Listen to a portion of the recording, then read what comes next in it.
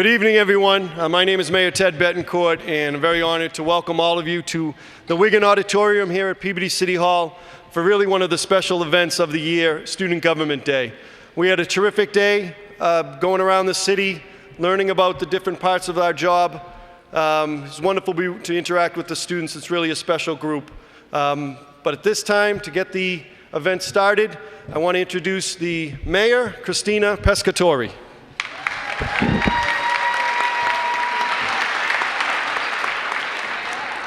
Thank you.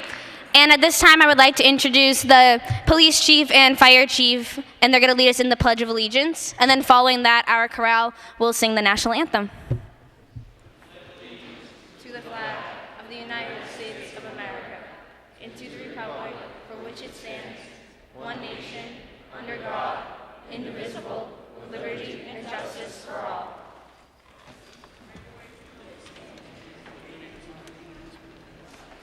Oh, Satan, you see by the dawn's early light what so proudly we hailed at the twilight's last gleaming, whose bright stripes and bright stars through the perilous fight o'er the ramparts we watched were so gallantly streaming, and the rockets red glare, the bombs bursting in air, gave proof through the north that our flag was still there. Who say does that star-spangled banner yet wave o'er the land of the free and the hope of the brave?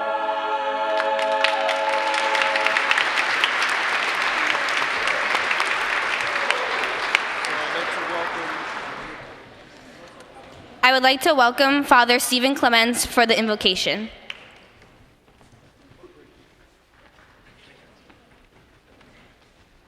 If you please don't mind, but I'd like to ask you to please stand as we come here to pray in thanksgiving to God, not only for this youth, but also for this once upon a time youth that also is a fount of inspiration, not only for these young men, but also to our society. So let us pray. Lord, we give you thanks for everything you have done in our lives. We give you thanks for all these youth. We ask you to bless them and also to bless all the others who today are the source of our future. They are the hope of our society. We also pray for those who are struggling, especially with addiction, that you also may be close to them, to help them one day to be here with us and to enjoy God's creation. And we ask this through Christ our Lord. Amen.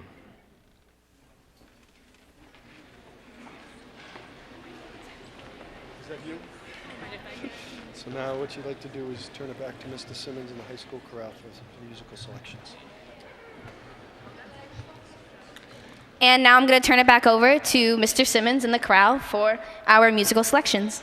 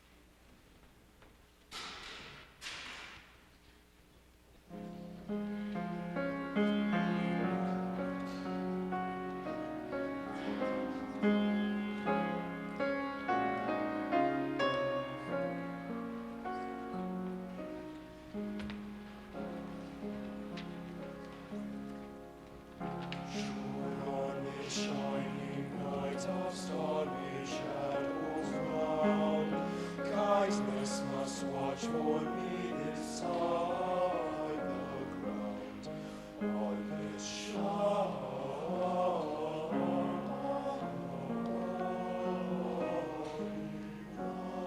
night. This shining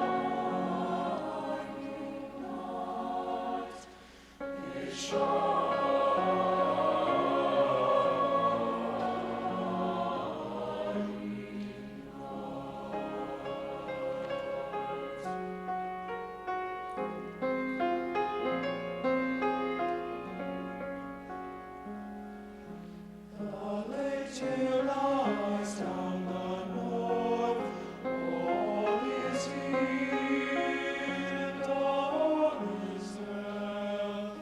My summer holds the earth, hearts all whole. All is here, all is there, all is there. My summer holds the earth, hearts all whole. Shone on this shining night, shone on this shining night, shone on this shining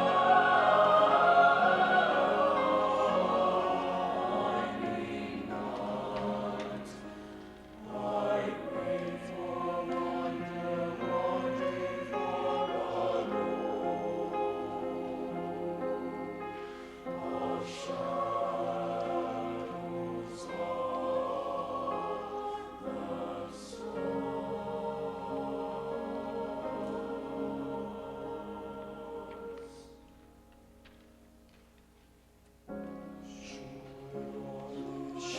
the night or starlit shadows round. Kindness just watch for kindness smile around on this shining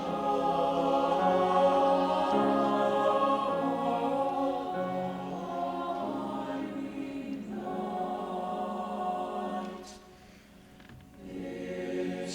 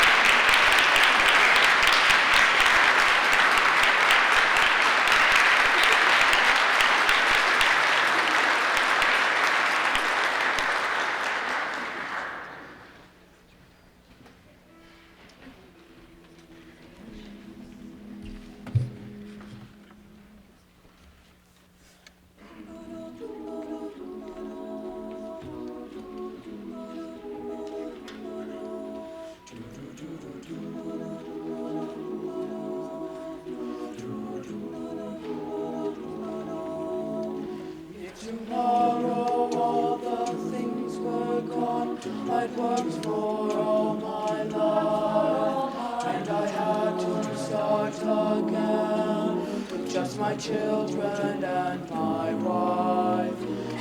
Thank my lucky stars to be living here 'cause the flag still stands for freedom, and they can't take that away.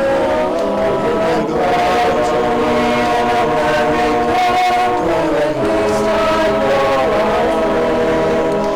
And I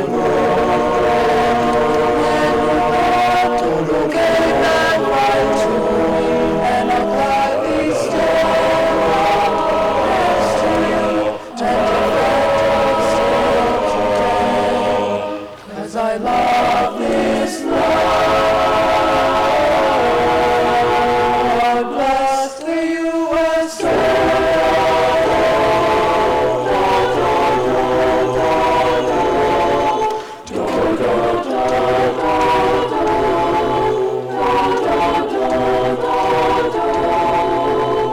From the lakes of Minnesota to the hills of Tennessee, across the plains of Texas, from sea to shining seaboard, Detroit down to Houston,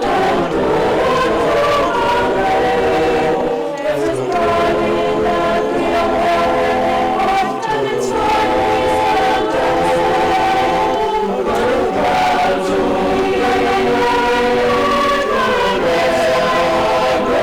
I'm free, and I won't forget what I do that right to never stand up.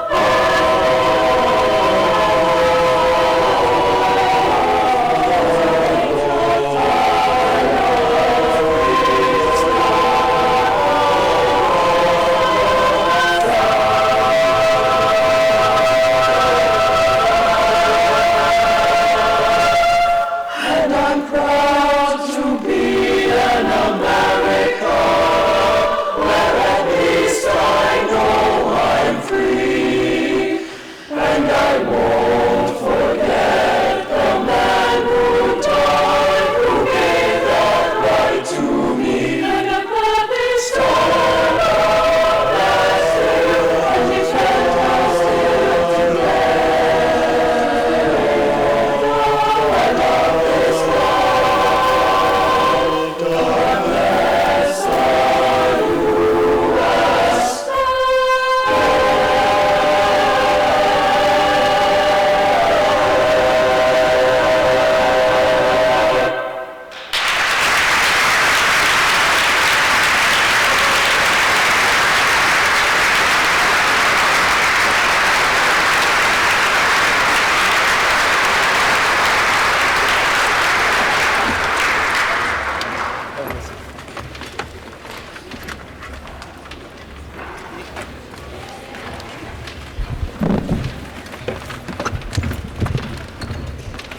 Well, that was wonderful. We have so much talent at Peabody High School. And again, maybe if we can give a nice round of applause for our Peabody High School chorale.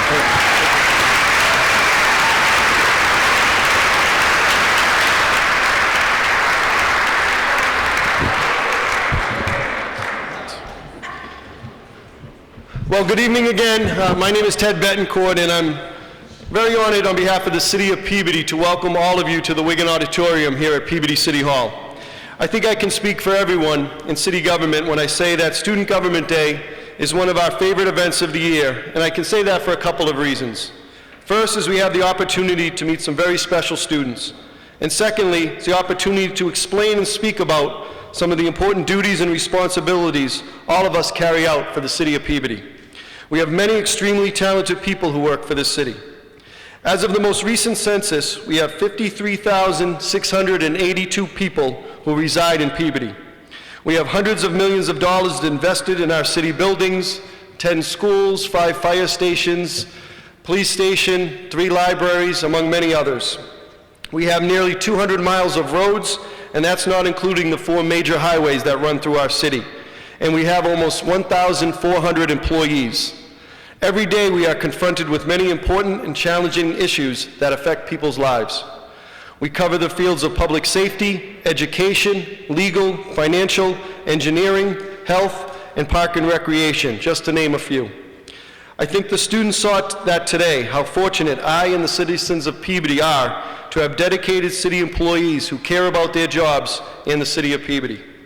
I had the opportunity to spend a large part of the day with my counterpart, Mayor Christina Pescatori, and the student city councilors. Today, myself, Tom Gould, Tom Walsh, Barry Sinowitz, and Pete McGinn visited the police station for a tour with Chief Tom Griffin. We visited the Teregian Community Life Center, where there was a dance underway. All the students danced, I think all but a couple. They were a little nervous. Did some ballroom dancing, and at one point I looked over, and my man Tyler Conrad was dancing with two ladies. and he was loving every minute of it. And then we stopped at the new South Peabody Trail at the Meadow Golf Course.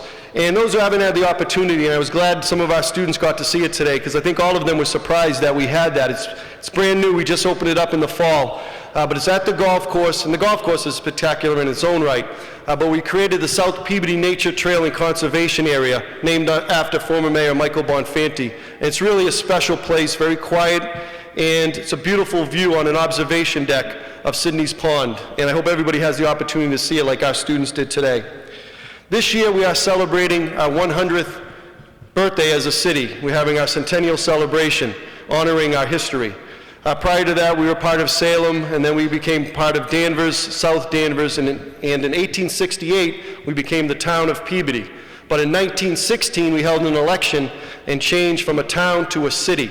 So this year, 2016, we're celebrating our 100th anniversary, and we have all kinds of events planned for later this year. The first one being a Brooksby Farm Family Day. It's going to be a food truck festival at Brooksby Farm, which is really one of the true jewels of our city. And it's going to be a special day, Sunday, May 15th. We're going to be following that up at the end of the summer, or actually the end of July, with a band concert, and we're hoping it's going to be the United States Naval Band that's going to come to Peabody High School for a concert, which will be terrific. And then we're having our Centennial Parade, which is October 2nd, and we already have 30 plus bands and 40 floats, and it's going to be quite a celebration of our city's history and culture, and there'll be some other events to follow thereafter. But it was a refreshing experience for me being with the students today, and I came away sincerely impressed by the outstanding manner in which they carried themselves, the genuine interest in the topics that we discussed, and the passion they have for our city. I had a great day with the students, and the comments I have heard from the employees across the city strongly reinforce my conclusion that this is an exceptional group of seniors, and that the future, with these young men and women leading the way, looks great. 22 years ago, I sat in these seats as a high school senior and part of Student Government Day. I was the City Park and Recreation Director and spent the day with former Director Dick Walker touring the city parks. That night at the City Council meeting, I made a motion to create a playground at the site of the abandoned lot on Walnut Street. Well, my motion didn't turn out too well, but it was a great experience and a very valuable one. And I can say, certainly as the last 4 years as mayor, that I've seen many motions brought by our students that have helped improve our city and brought positive change to our community. We will see how the students of 2016 do today. I want to thank Herb Levine, our superintendent, Eric Buckley, our high school principal, and Ken McHugh, and all of the people who are assisted from the high school for their work in organizing this program. And I also want to give a special appreciation to the people that I'm very fortunate to work with every day in the mayor's office, Mary Bellavance, Darryl McCarthy, and Chris Ryder for their assistance. Thank you.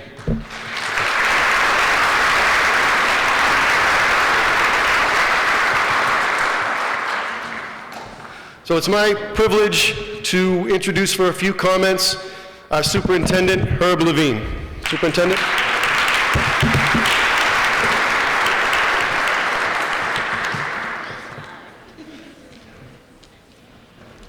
That is a good tie.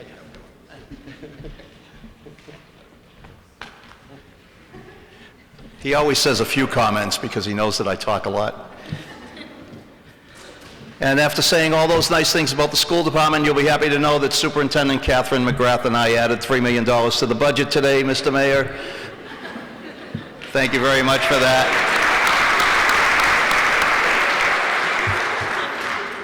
We had a wonderful morning today. We began here for breakfast, and then the school committee and their counterparts, and myself and my counterpart, and the school department chief executive officers and their counterparts were able to go to PAT, and we were able to interview our students at some length, really, and also get a tour of PAT and their new digs. And you'll be able to see that on Channel 8, I think, they said. And I think that you'll be pleasantly astounded at some of the tremendous backgrounds of our kids, their interests, their accomplishments, their future goals, the way that they handle themselves. But none of you should be surprised, because they are Peabody kids, and they've come out of Peabody Public Schools. We were thrilled with the way that they came across and with their ability to speak and their ability to share with all of us what it has been that they have done over the past 12 or 13 years in the Peabody Public Schools, and especially at Peabody High School, and what it is that they intend to do with their lives. Many of them sharing and helping shape the future for the next generations in our wonderful world that we have here in this country. I want to tell you that this is my 48th year in education in some way, shape, or form. Most of those years were spent as a high school principal, not as a superintendent. This is my 13th year as a superintendent, but I spent many more as a high school principal, and I miss that role. It was the best role of all in education. It's the most challenging role, but it's the most satisfying role in the business of education, because you get to be directly involved with kids every day. And to be with these kids today reminds me of why it is that I miss the high school principalship so much. So Eric, you're fired.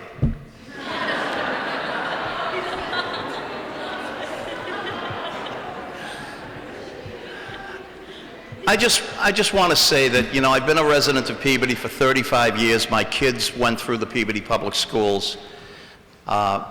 It is a privilege and an honor to lead this school system. I love the people that I work with. We have a great mayor who has a tremendous vision for where the Peabody Public Schools need to be, and a commitment to get them there.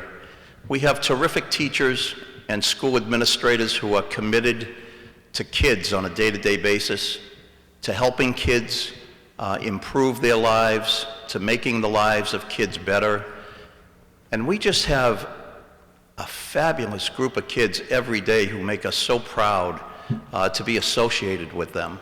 I walk into every school in this school system at some point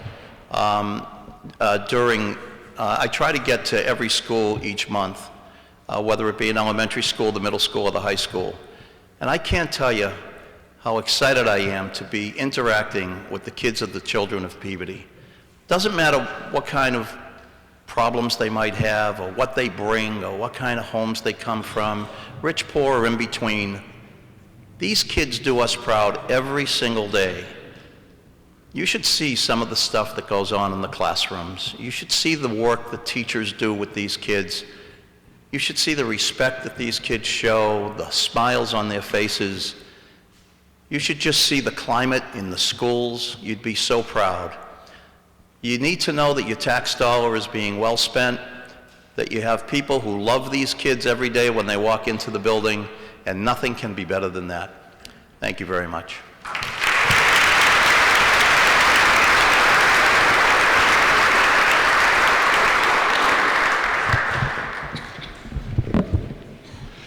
Thank you, Dr. Levine. And next, it's my honor to welcome to the podium our high school principal, Eric Buckley.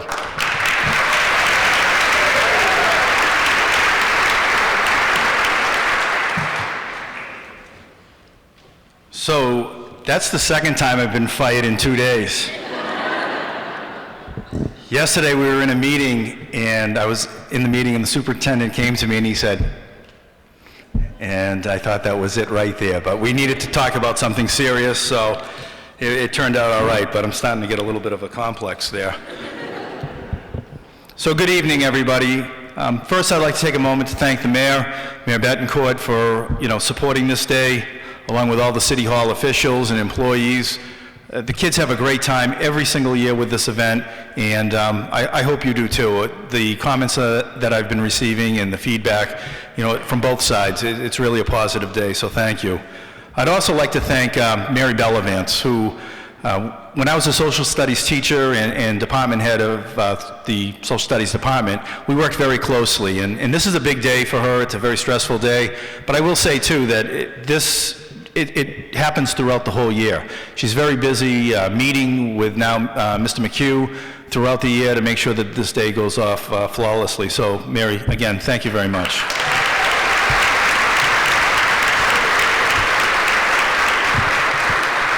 Secondly, I'd like to thank the superintendent, Dr. Levine, the assistant superintendent, Kara Murtag, and of course, Mr. McHugh, for your work too, as not only as the social studies department chair, but for this event and always being involved with it and making sure that it works well for our seniors.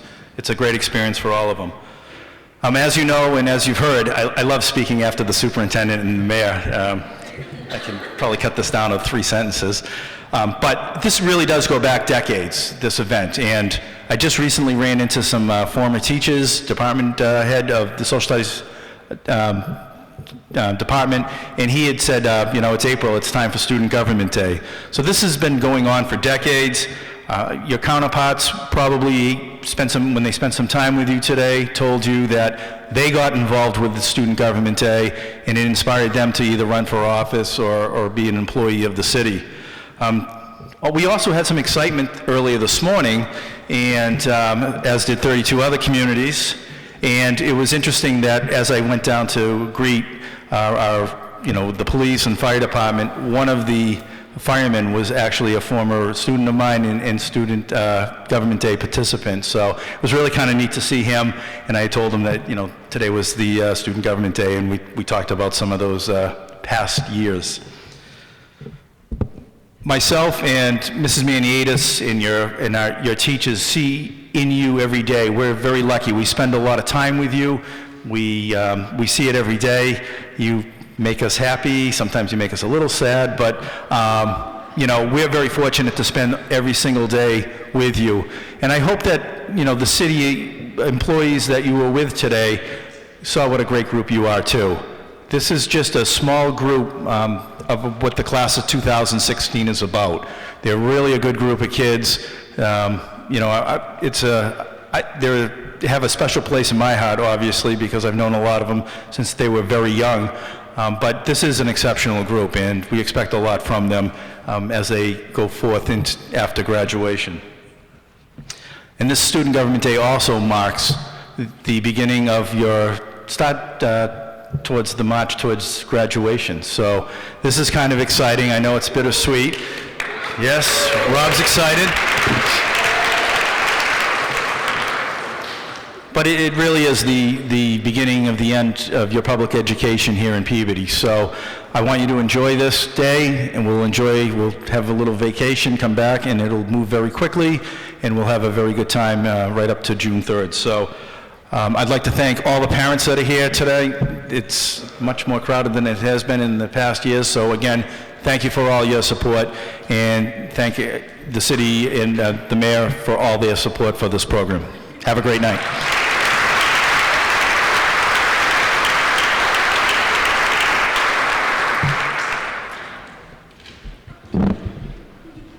Thank you, Mr. Buckley. And I'd like to welcome to the podium the director of this program for a number of years, does a great job, Mr. Ken McHugh.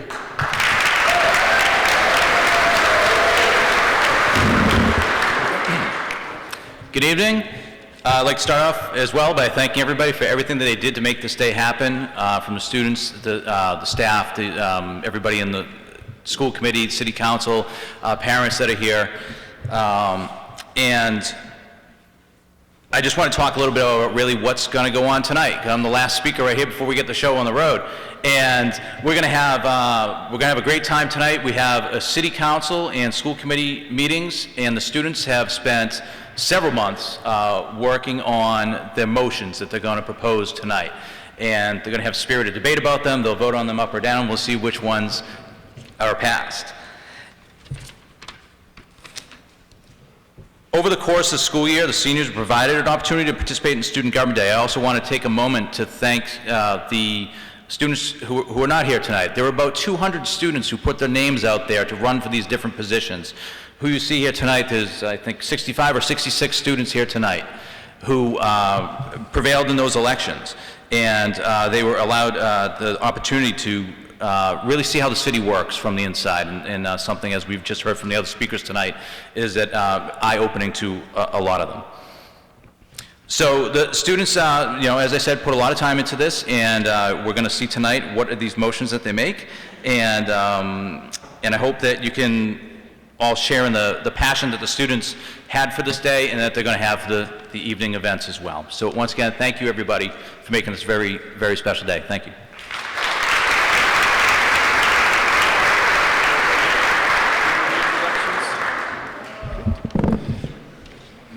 Thank you, Mr. McHugh. And now I'm going to turn it back over to our mayor, Christina Pescatori, for the introductions of the students and the city department heads.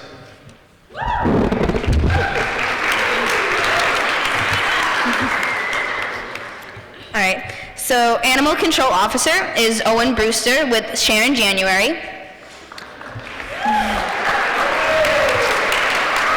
Assessor is Anna Church with Susan Antonellis.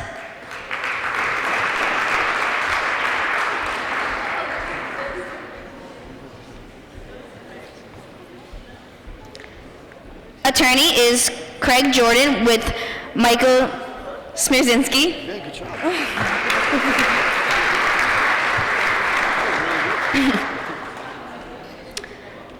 Auditor is Olivia Seck with Mary Martin.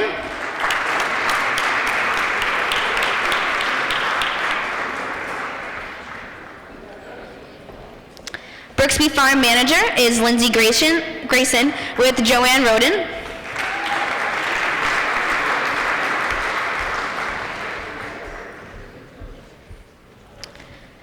Building Inspector is Patrick McCarthy with Albert Tirico.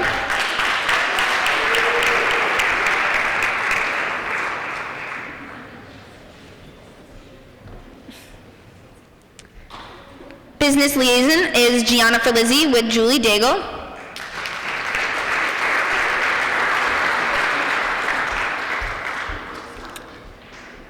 Cemetery Superintendent is Christina Duzablon with Dave Cronin.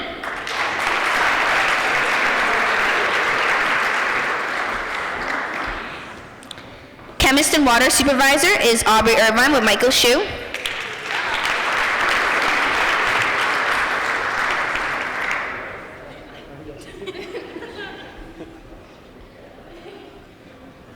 City Clerk is Megan Muldoon with Timothy Spanos.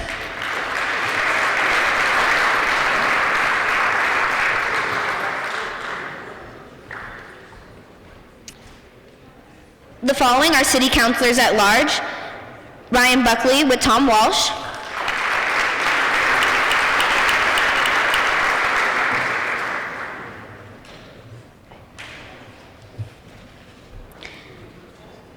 Allie Carney with Dave Gravel.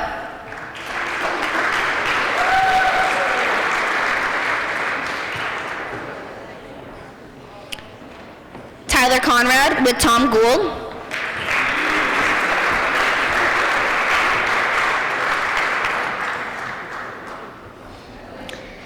Lizzie Godshaw with Ann Manning Martin.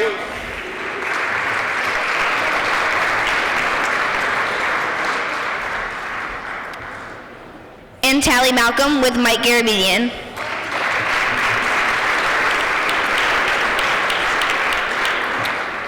Ward 1 is Bobby Manning with John Tururco.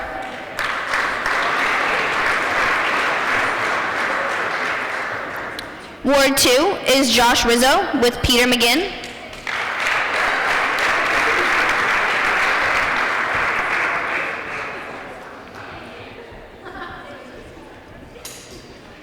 Ward 3 is Amanda Bain with James Matsoulis.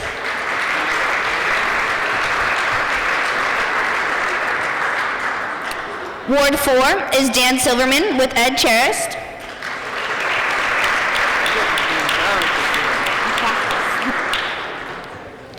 Ward 5 is Josephine Pagliuca with Joel Sasla.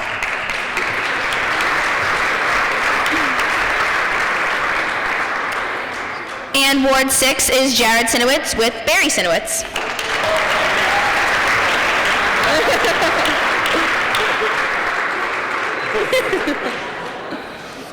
Our Community Development Director is Vanessa Valliere with Karen Sawyer Conrad.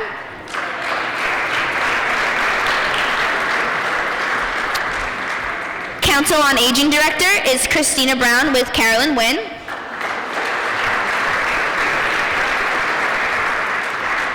Engineer is David Arvin-Titus with Sean Mahoney.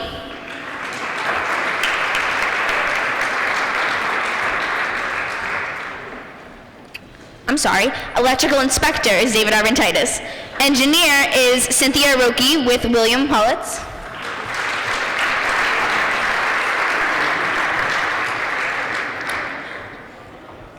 Finance Director is Nicole Hart with Michael Gingras.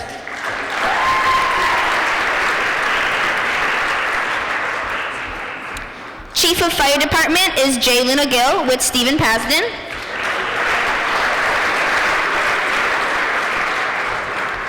Fire Inspector is Nick Jean with Lieutenant Thomas Tremblay.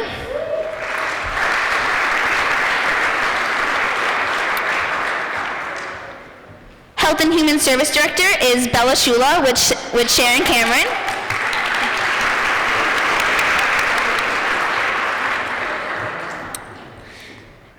Healthy Peabody Collaborative Outreach Coordinator is Kristen Cormier with Sandy Drover.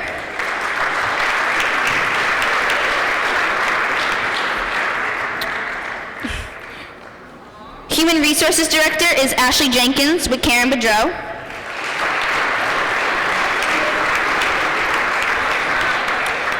Information Technology Director is Amy Leach with John Mitchell.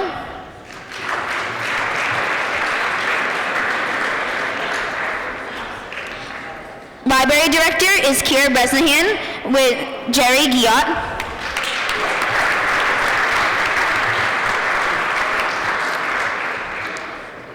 Mayor's Chief of Staff is Marina DeMaio with Christopher Ryder.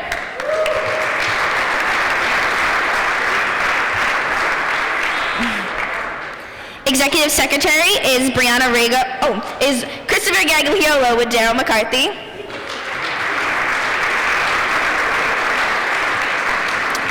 Administrative Assistant is Brianna Rago with Mary Bellavance.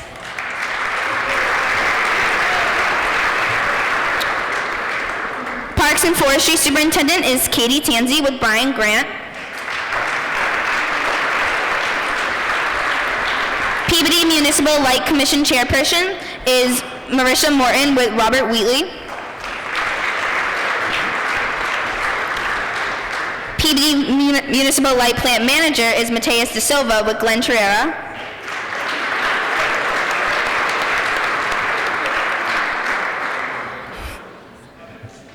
Chief of Detectives is Gianna Fangillo with Sergeant Robert Mahoney.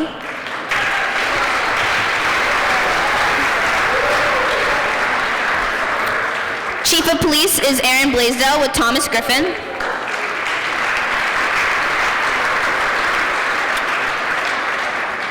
School Resource Officer is Cam Codaro and Manny Costa.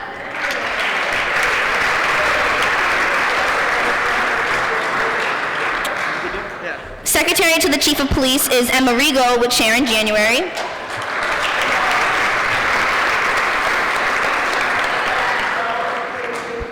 Public Health Nurse is Krista Baker with Chassia Robinson.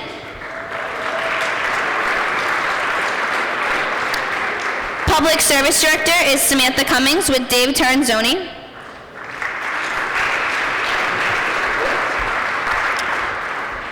Purchasing Agent is Donnie Shaw with Dan Doucette.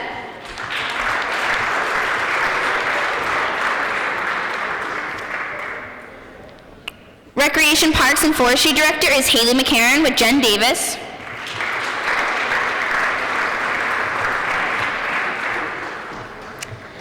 The following are a part of school committee: Sarah Blanchette with Tom Rosignol,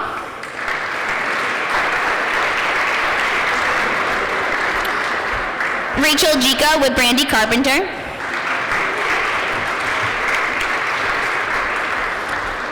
Brianna McDonald with John Olympio.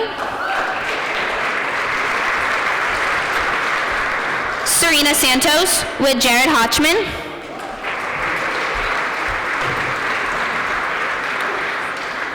Austin Sullivan with Beverly Ann Griffin Dunn.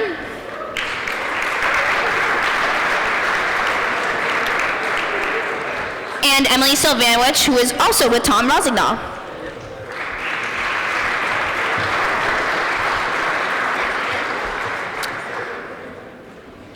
With the school department, administrative assistant is Ted Izzo with Charles Sharrett.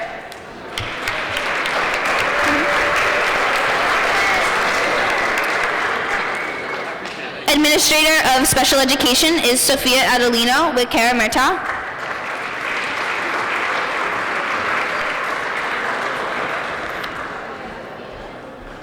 Assistant superintendent of schools is Priscilla Porcher, also with Kara Murtaugh.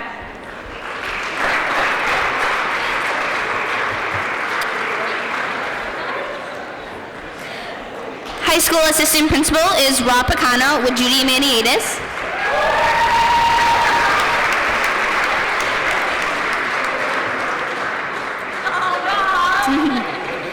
High school principal is John Lawrence and Eric Buckley. It's also Jonathan's birthday. Happy birthday, Jonathan!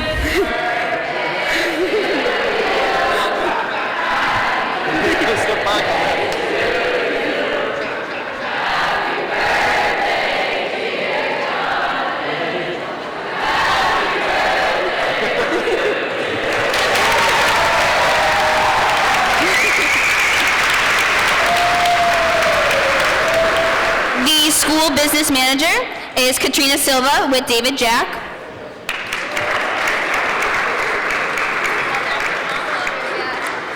Superintendent of schools is Catherine McGrath with Dr. Herbert Levine.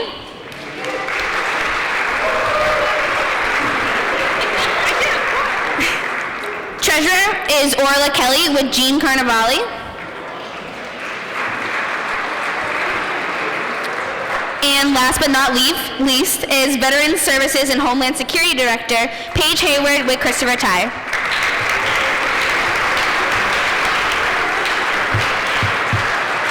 Awesome. So now what we're going to do once they're done. So, all right, we're going to start off with our school committee meeting, and if the school committee members can come forward to take their seats. So first we're going to start off with our school committee meeting. Will the following school committee members please come and take your seats?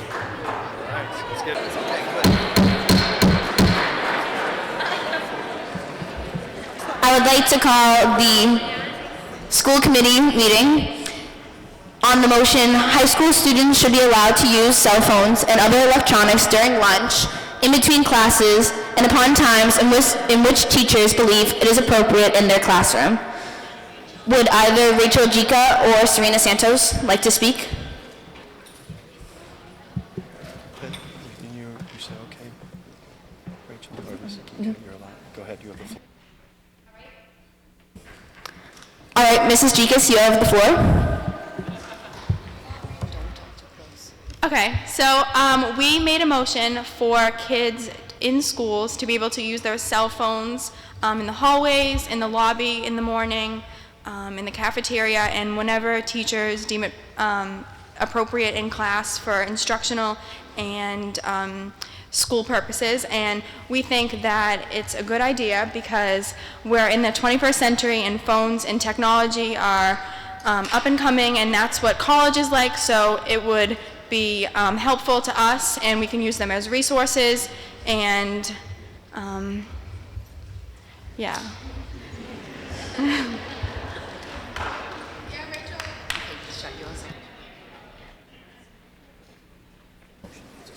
Ms. Santos? We also feel that it would provide to students' education because there'll be times in which there's maybe a substitute teacher and children or students can for their education by doing assignments, using their phone to look up information, and also during lunch, students can get homework done by being able to use their phone for a resource. Is there anyone else that would like to comment? Would anyone else like to comment on the motion?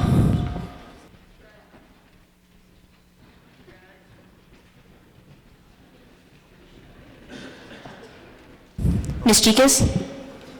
I would like to ask the assistant principal to come up and see if she has any comments on cell phones in school. He comes up and he'll speak, and then again open it up for anybody that would like to comment. Not your best friend or anything, but it's all right. So I do agree, since we are emerging into the 21st century, or currently in the 21st century, that I am pro cell phone use in school, but there are some cons to the situation. Like in school, in the hallways, there are dangers. If we aren't paying attention to where we are going in the school, we can accidentally bring uncautious awareness to it. As in falling downstairs, getting pushed, getting hit by backpacks, injuries. Also in the lunchroom, it's hard to keep everyone in line, so we don't know if they're going to be on Twitter, or if they're going to be on Facebook, or if they're actually using it for homework purposes, or if they're using it for educational purposes. It can be disruptive to other kids if they are texting and tweeting and emailing with kids upstairs in ABC house and doing their actual work, and maybe they aren't being allowed by their teacher to use their cell phones. It can be very disruptive. But we are looking to bring cell phones into Peabody High for educational purposes, into classrooms and whatnot. Thank you.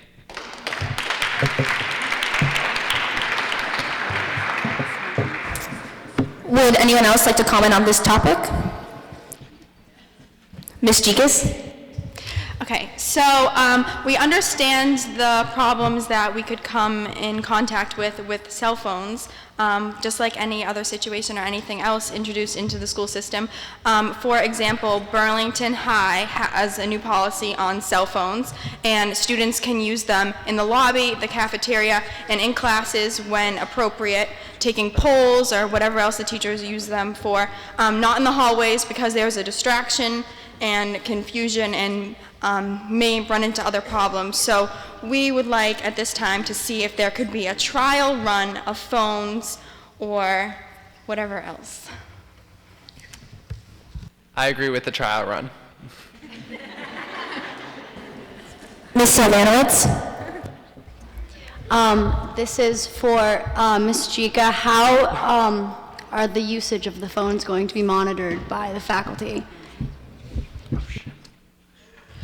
So teachers on their own can decide if they would like phones to be used in class, whether it's during instructional times or after a test when they can't take out any other materials, or a substitute teacher, or after a midterm. And if the teacher wants the phone away, then it should be put away. And if the teacher says that the phone cannot be used in class, then it shouldn't be used in class. And if we come into problems with bullying or videos or tweeting, then we can handle those as we come, and clearly there will be punishments and consequences for kids with those actions. But just like with anything, there's always going to have to be. Ms. McDonald? I agree with the cell phone use, but I think at lunch, yes, we should, if people have to get homework done, they should, but I think we should also have the freedom to use our cell phone in any way at lunch.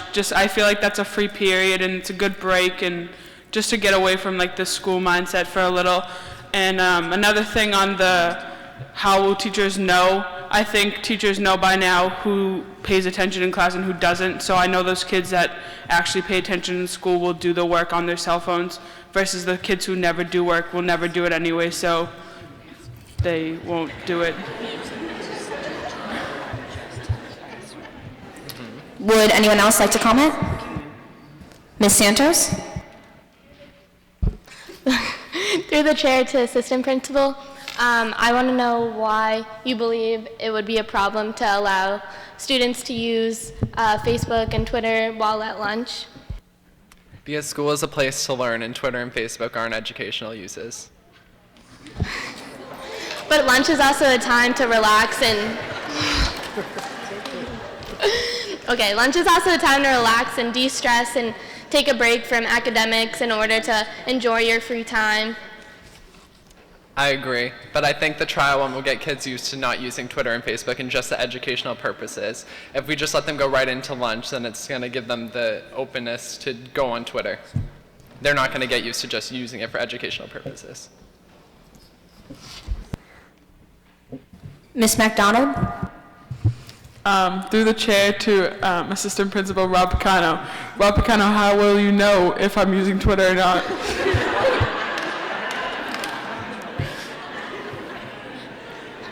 That's why we're just using it for educational purposes, because I don't have the time to check if you're on Twitter or not.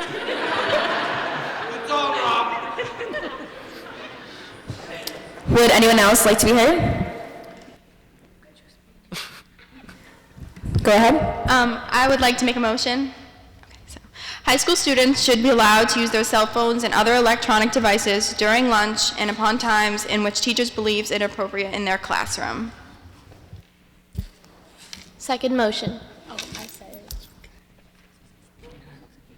it. If everyone has heard the motion, we can go into a roll call vote. Ms. Blanchett, Yes.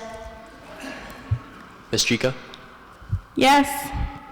Ms. McDonald, Yes. Ms. Santos, Yes.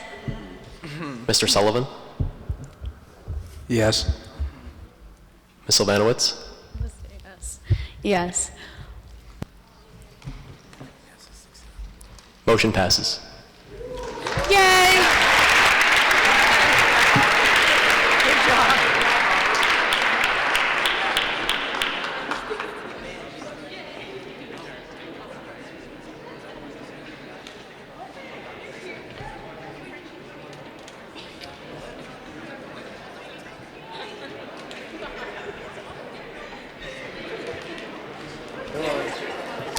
Okay, now we're moving on to our second motion.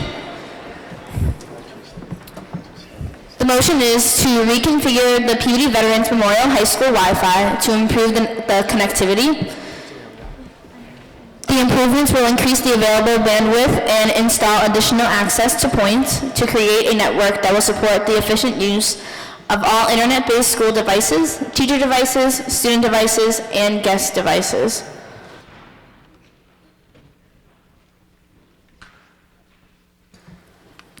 Would Sarah or Brianna like to start?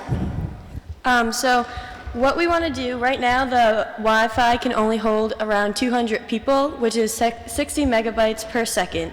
And what we want to do is expand the bandwidth to 300 megabytes per second, which can hold basically the whole school, around 2,000 people. So with this, we have all textbooks that we use in the classroom are available online. And if we have our phones in class, that would take away, we could have the Wi-Fi to access the textbook right on the phone, right on our desk, instead of having to keep ordering brand new books each year, or when we needed to new books for the school year, if they become old or so. Ms. McDonald? On top of that, also, you have all the Google apps, including Google Drive, Google Docs, Google Slides, which are used in mostly every classroom now. And most teachers are starting to make Google Classrooms to organize along with the school Gmail that everyone gets information from. I believe the Wi-Fi that we will receive as students will help us to connect to those things we need on the internet at faster speeds, making it easier, so everyone will also be at the same pace in the room. Ms. Blanchett?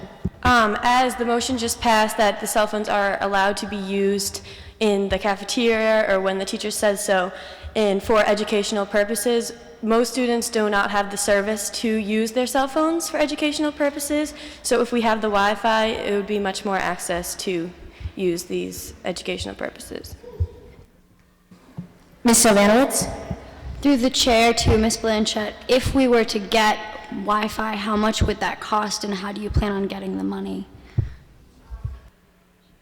So As I spoke with the IT guy that works at our school, and they estimated around it would be around $500 to $600 a month more than what we pay now. And we would like to place access points, which is like basically a hotspot, into every classroom, so the classroom has service right away, and we're not waiting. Because right now there's access points in random spots of the hallways, which it overlaps into other classrooms, which is why some classes are slow, some classes are quicker. So if we put all hotspots in or access points into each classroom, it'd be $70,000 as just a final cost. And yeah.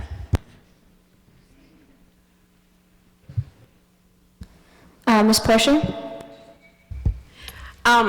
So after discussing with the mayor and the assistant and the other superintendent, and the new $3 million increase in the school budget that we have, I believe we do have sufficient funds for the new Wi-Fi network. We do acknowledge that with the growing technology push, the Wi-Fi connectivity in the high school is a big part of the educational learning, thing. And yeah, we do agree with this motion. Ms. McDonald?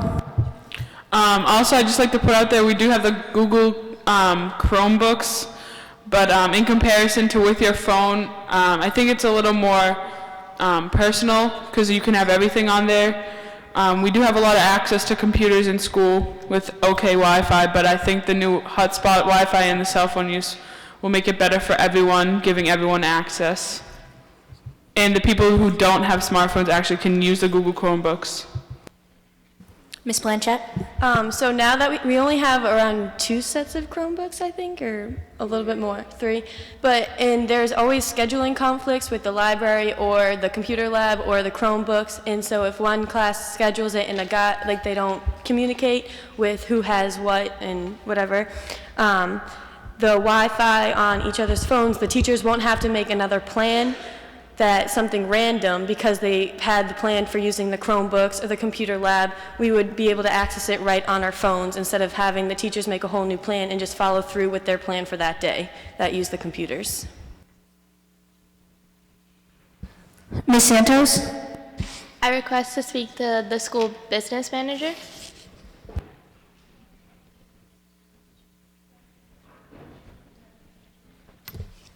Do I just say what I want?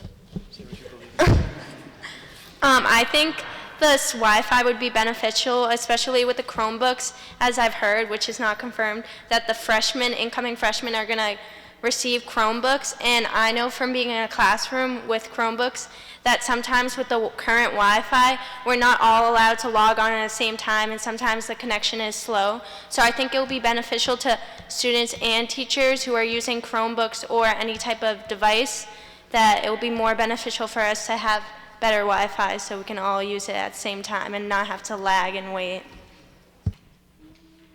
Ms. Santos? Through the chair to school business manager, do you believe there's enough money in the budget in order to afford the Wi-Fi, and whether there's the ability to afford devices for students who cannot afford them themselves? I think the superintendent would be happy to take a pay reduction to pay for it.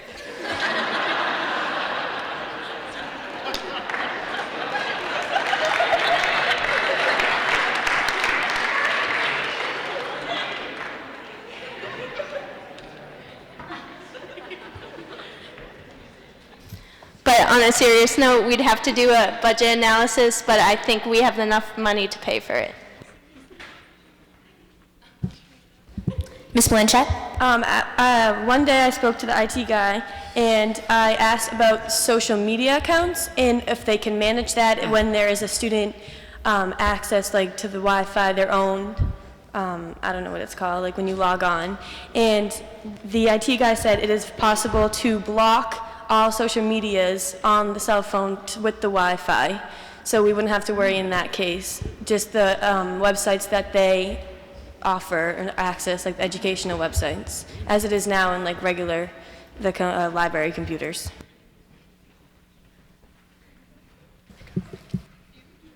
Ms. Sylvanowitz?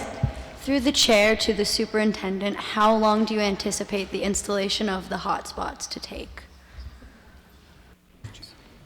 Through the chair to Ms. Ivanowitz, approximately 2 months.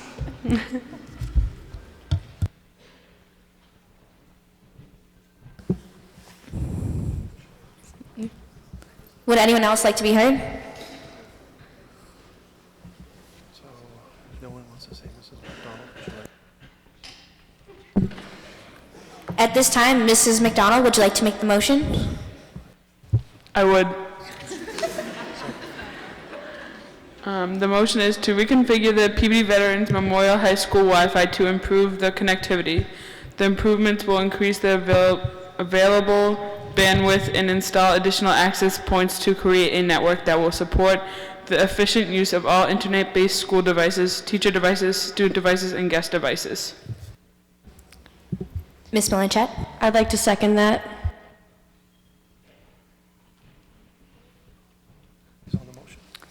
With no other comments, I would like to continue on to our roll call. Ms. Blanchett, Yes. Ms. Chica, Yes. Ms. McDonald, Yes. Ms. Santos, Yes. Mr. Sullivan, Yes. Ms. Levanowitz. Yes. Motion passes 6-0.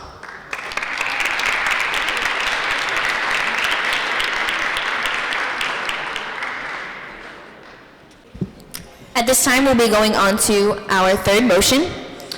This motion is all advanced placement testing will be administered in D-House, the modular classrooms off the cafeteria, rather than on the bus ramp or in individual classrooms in the main part of Peabody Veterans Memorial High School. Would either Austin Sullivan or Emily Sylvanowitz like to start? Ms. Sylvanowitz? We think that the AP testing should be taken in D-House for multiple reasons. First of which would be the MCAS testing for the freshmen and sophomores is usually taken in D-House, and the entire school has to relocate and reschedule where their classrooms are held during those periods of time. And we think that the AP testing should have the same situation, because not only are we paying for the test, but it can also go towards college credit, and the bus ramp can be very distracting for students to take those tests. Mr. Sullivan? Also in the bus ramp, because some of the AP testing goes on during the afternoon after dismissal, some of the buses could be, like the sound of the buses or any parents picking up their child could be distracting, and also with gym classes going on, like the whistles and the kids scream and the students screaming during gym classes could distract students from taking their advanced placement tests. Ms. McDonald? To the best of my knowledge, I believe that it's a law that when an AP class is taking an exam, they all have to be in the same room, and there's an AP official in the room watching over them. So I would have to say the bus ramp is definitely still one of the best bets. With all the noise, like Austin says, I think maybe our changes could be, like if we change the testing times to maybe earlier in the morning or later at night to help students focus more, I see that could work. But in D-House, we'd have to find multiple teachers or AP executives to come in and watch, which I don't think is possible. Ms. Blanchett? Through the chair to Emily or Austin, where are we going to find these teachers to watch each class in the D-House that the students are taking the test in? Because not all the students in that AP can fit into one D-House, and the teachers have other classes to teach. So where are we going to find these teachers to? Ms. Sylvanowitz? Through the chair to both Brianna McDonald and Sarah Blanchett, an alternative to D-House could possibly be the cafeteria. So the teacher that could have been proctoring in D-House, where all of the AP students are, could be in the cafeteria where all the students could also be, rather than individual classrooms. Ms. Santos? I think taking Through the chair to us, Ms. Sylvanowitz, taking them in the cafeteria would be a bit of a distraction when students are switching classes. Do you have a comment on that? Ms. Sylvanowitz? I agree with that. Ms. McDonald? Also, with the cafeteria, the way the cafeteria tables are set up, you wouldn't be able to take an AP test on that type of table. So we'd have to pick up every table and put in desks into the cafeteria, so I don't see how that would work either. Mr. Sullivan? An alternative to the cafeteria could also be the auditorium, because we can also, instead of having students go through the auditorium to go to the performing arts hallway for their classes, they could just go around instead of going through the auditorium. Ms. Blanchett? Can I request the high school principal for his say on this?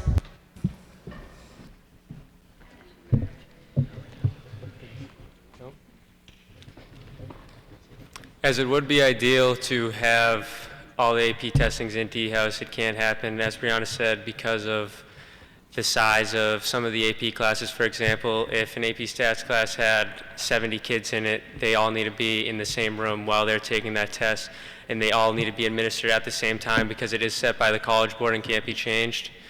And with the MCAS and the PSATs, it's different because they can be evenly distributed in increments of 30 or 25 per classroom, so we can find that room in D-House and in classrooms. So it's a lot easier. And with the new construction in D-House next year of the community school, there won't be as much room in D-House, and it'll just cause more scheduling hazards. Ms. McDonald? To the chair, to Austin, as an AP student, do you think the little desks on the auditorium chairs would be enough space for a student to take the test on? I do. Even though the desks may be very small, it's still enough space for a student to have a test, and if they're in like a math-related subject, it can also hold a calculator, pencil, whatever you need. Ms. Jica? I disagree with Austin. I don't think the desks in the auditorium are feasible for students taking an AP exam. The test itself is very stressful, and that is a very small area. You can't flip through packets and plan out essays and do long, extended math problems, and I just don't think this will work out good. Ms. McDonald?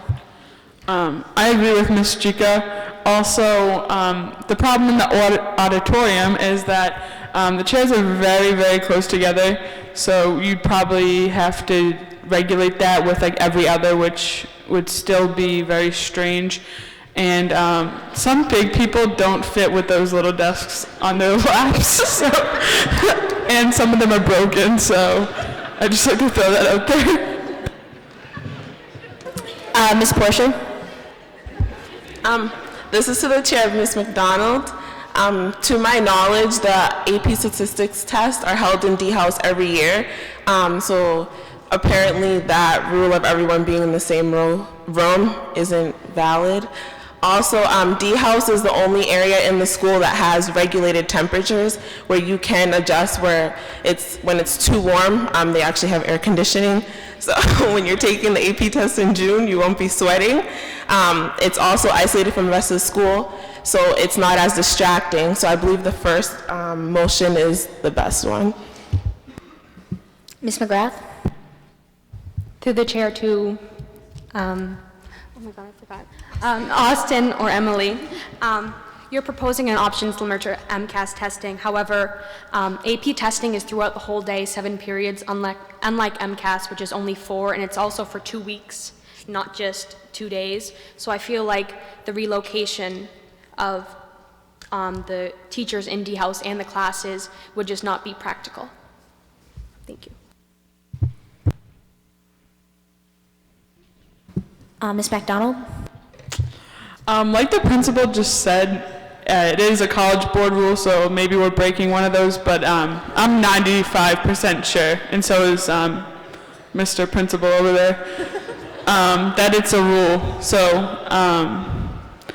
and I understand that we'll I don't take APs, but they'll probably be sweating in June, but everyone also in the state has to take the AP at the same exact time. So every person in Massachusetts taking like AP statistics is taking it at the same time. So like maybe even a relocation to a completely different school if we need it, if it's such a big deal, could be possible, but I think we've survived for long enough that we can do it. Ms. Chica?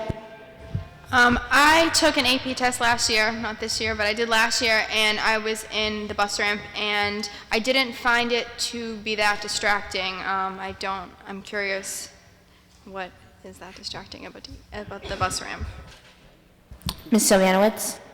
Through the chair, I would like to say that there are advanced placement exams that are taken after school hours, and one of which is also during dismissal. So when the buses come and parents come to pick up their students, beeping cars and buses starting is very distracting to the students.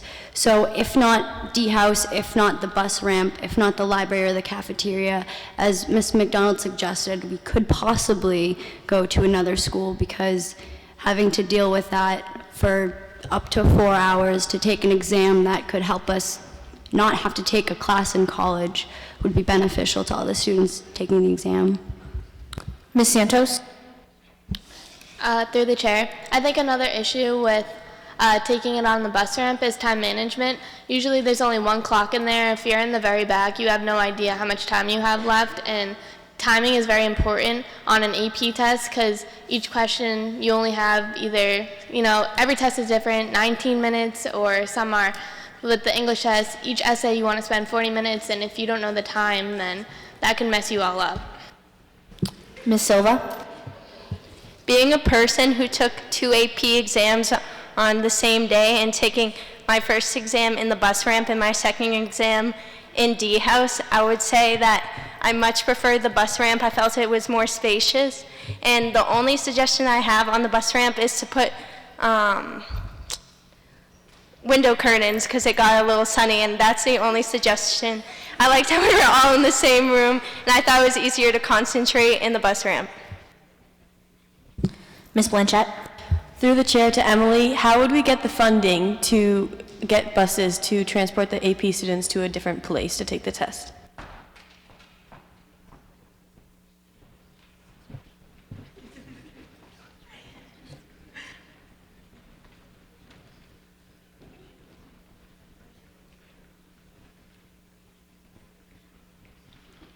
I don't know, we'd have to ask the business manager. Ms. McDonald? Well, I was going to ask the same question to the principal, but with the $3 million, what money we just got, whatever, I think it's possible. I think it is possible that we could do that, or even like their own transportation. Not that I'm offering, but I think it could be possible if that's what we want to get done. But another thing is with, actually I forgot what I was going to say. So I just think it's possible. Never mind. We have to move this motion along, but if we can have one last regard. Ms. Santos? Through the chair to either Ms. McDonald or Ms. Sylvanowitz, what other schools would be an option as to where we could relocate these tests to? Right here. Ms. McDonald? It's a statewide test, like I said before. Every person in the state of Massachusetts is taking it. So I believe if we were kind enough, we could work out something with a surrounding town, like Danvers or something. I just thought maybe the library. We could take it at the library. At this time, would Ms. Sylvanowitz please read the motion? All advanced placement testing will be administered in D-House, the modular classrooms off the cafeteria, rather than on the bus ramp or in individual classrooms in the main part of Peabody Veterans Memorial High School. And then Mr. Sullivan for the Suffolk. Second motion. And now we will conduct a roll call vote. Ms. Blanchett? No. Ms. Chica? No. Ms. McDonald? No. Ms. Santos? Yes. Mr. Sullivan? Yes. Ms. Sylvanowitz? Yes. Mayor Christina Pescatore? I'm going to have to vote no on this one. No. Motion fails 3-4.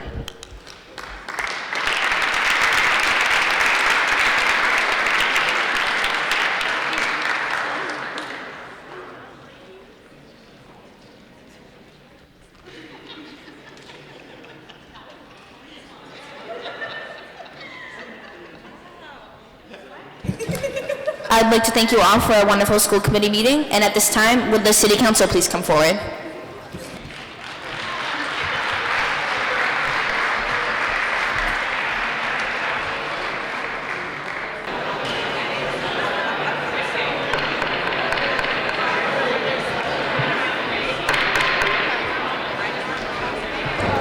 I would like to call to order this meeting of the PBD City Council. Councilors, we're going to get directly to motions, orders, and resolutions. Item 1, Councilor Pagliuca. We propose that our city initiates a park recreation at Lalico's Park in the Rolling Hills development. We must take down the existing park, for it is a danger. Clean out the area of glass and other dangerous deposits, replace the existing playground structure, and include nearby trash and recycle bins. We would like to see the park brought back to its original grandeur for a number of reasons. First off, this park borders the Peabody Independence Greenway, otherwise known as the bike path. And we feel it is not a good representation of our pride in Peabody with the current disrepair that the park finds itself in. Secondly, this park abuts a neighborhood of vibrant families who once used this park on a regular basis, from the playground activities to the ball fields, and now it is a seldom used, if used at all, during the years of neglect. Thank you. Councilor Gotcha. I was at this park a few days ago, and it was like trash. There was a bunch of cans and like just trash everywhere, and like if I was a parent, I wouldn't want my children playing there. So it needs to be cleaned up. Any other councilors?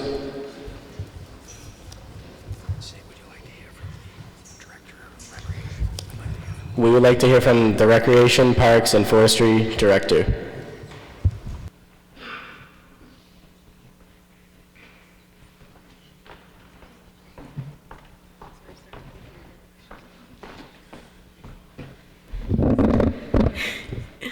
So we hear your motion, and we're proactively trying to keep up maintenance. I almost just knocked it over. And we've applied for CPC funding of $80,000 to install a new playground in the existing pit.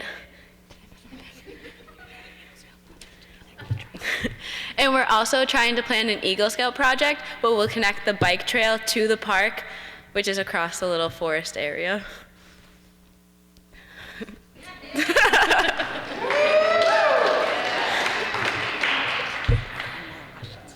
Are there any other questions?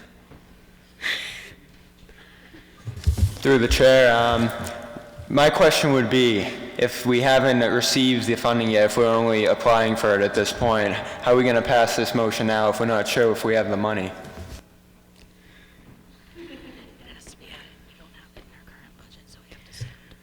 We don't have it in our current budget, so we have to seek alter fundings for it. We can't just take it out of what we already have since we don't have it. So I suggest we table this and look at it about 6 months so we can know if we have the funding for it or not.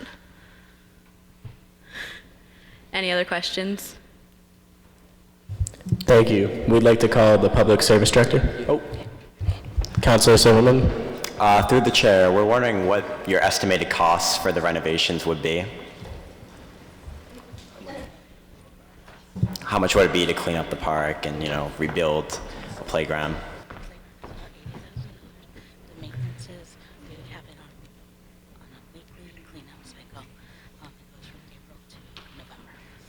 So the playground is currently about $80,000. We have it on a weekly cleanup schedule, which goes from April to November. It's part of a $122,000 contract. Councilor Pagliuca? If I'm not mistaken, isn't it on the agenda to be voted on? I don't know. I don't know. Build the park if we don't know that we have the funding. We can't build the park if we don't know if we even have the money to actually assemble the park. We are being proactive and looking at options. We are being proactive and we are trying to look into other options to try and get the funding for the park. Councilor Gottschall? I think this is two separate issues, and if we can set aside the rebuilding of the park because that requires money, but cleaning up the park needs to be done very soon because children can still play on it. It's just like not very convenient, but it needs to be sanitary at the least. Thank you. Councilor Silverman? Through the chair, I just wanted to agree with Councilor Gottschall. If maintenance, is another cheaper option that could make the park just as habitable as, a full renovation, I think that's something that should be looked into. Councilor Buckley? I would also like to second Ms. Gottschall's claim that I think that building the playground and just cleaning up the park are two very separate issues, one of which the cleaning up of the park can be done very easily. Councilor Malcolm?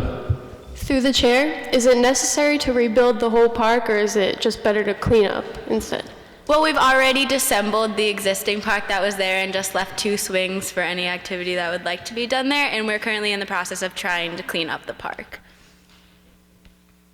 Councilor Manning? Councilor Pagliuca? The current structure of the park in itself is dangerous. The swings are tattered, the chains can nearly rip off. I do feel that we do need to rebuild the structure. Thank you. We'd like to hear... Through the chair, would you be able to raise the money privately to build a park? Can you repeat the question? Would you be able to raise the money privately to build the park? Like, do you even need funding for it? Well, we personally don't have the money, and we can't take it out of all the taxpayer money because we don't get it in our budget. So. Councilor Malcolm? So we can.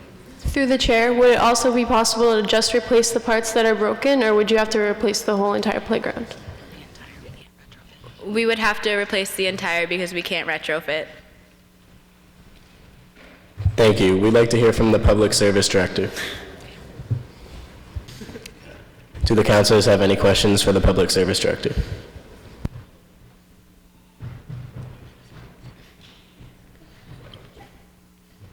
What is your opinion? Our opinion is that the issue mostly lies in the Parks and Rec Department, but the Public Service Department will help in any way possible. Councilor Carney? Through the chair, can you help with the cleanup of the park? We can supply trucks and other equipment needed for the cleanup. Councilor Sidowitz? So I think currently that the issue right now as it stands is safety. So if the park is not safe, I say we move forward on the motion to rebuild the park and worry as finances as it comes. Councilor Conrad? I was just wondering how bad the current environmental conditions are at the park, and I'd like to get an opinion from the city chemist. We do not have a city chemist. Yeah, we do. Who might that be? Aubrey. We do have a city chemist. Aubrey.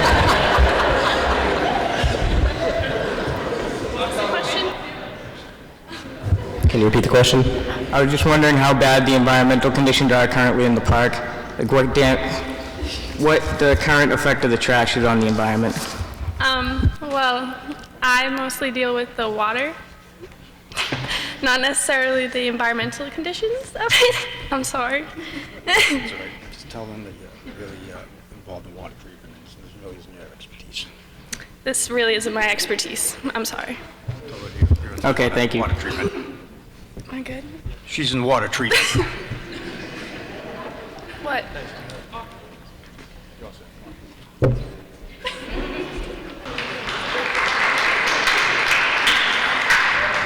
If there's no other comments from the councilors, we'd like to make a roll call on the motion.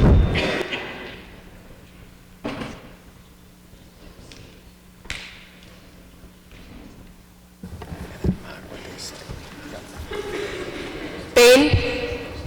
Yes. Sinowitz? Yes. Buckley? Yes. Godshall? Yes. Silverman? Yes. Pagliuca? Yes. Manning? No. Carney? Yes. Malcolm? Yes. Conrad? Yes. Rizzo? Yes. Motion carries 10-1.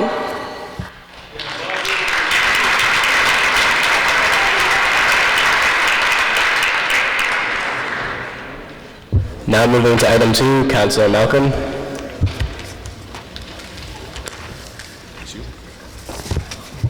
We propose to give active military personnel currently serving overseas a waiver of the real estate tax during their tour of duty.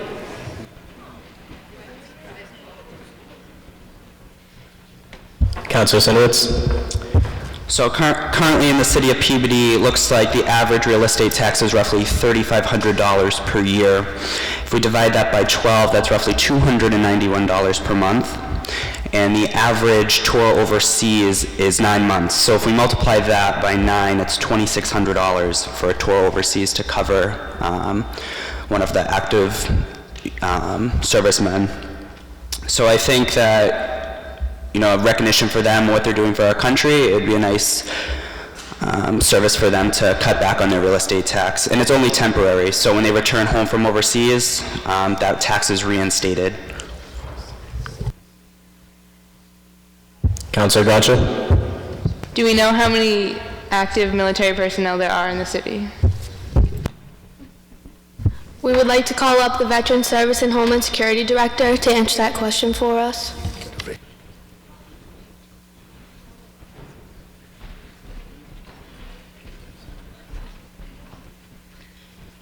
Hello. Currently, we do not have the exact number, but a great estimate is about 50 currently serving. Other questions? Councilor Gotcha. Do we have it in our budget to pay for their housing or their real estate tax?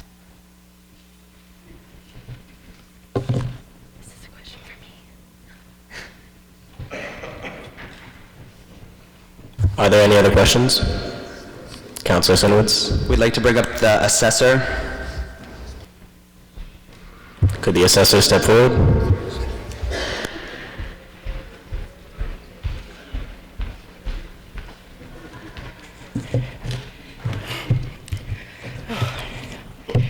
To address the earlier question, we do not currently definitely have it in the budget because it is not perfectly lined out just how much there would be, because there's estimates as to how many veterans there are, and also the income tax, not the income tax, excuse me, the real estate tax varies so greatly within the city that you can't be sure exactly what is going to happen.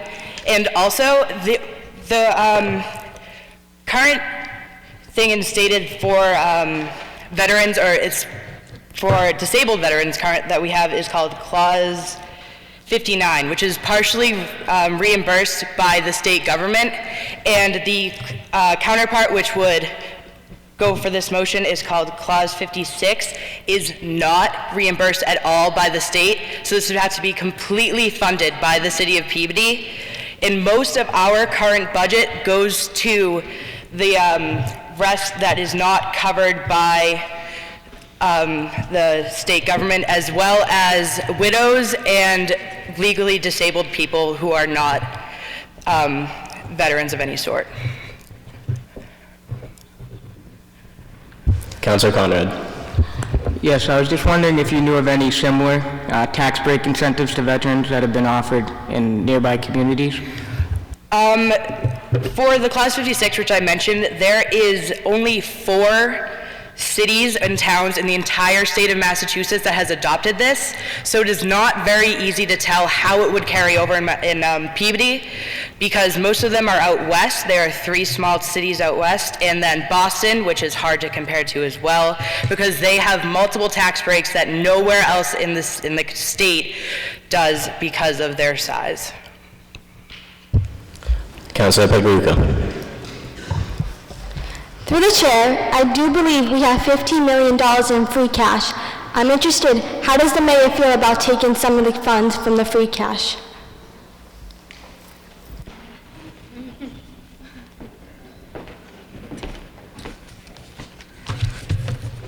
I would be in favor of doing that in honor of benefiting our veterans who have served for us. I feel like it's the least we could do for all they do.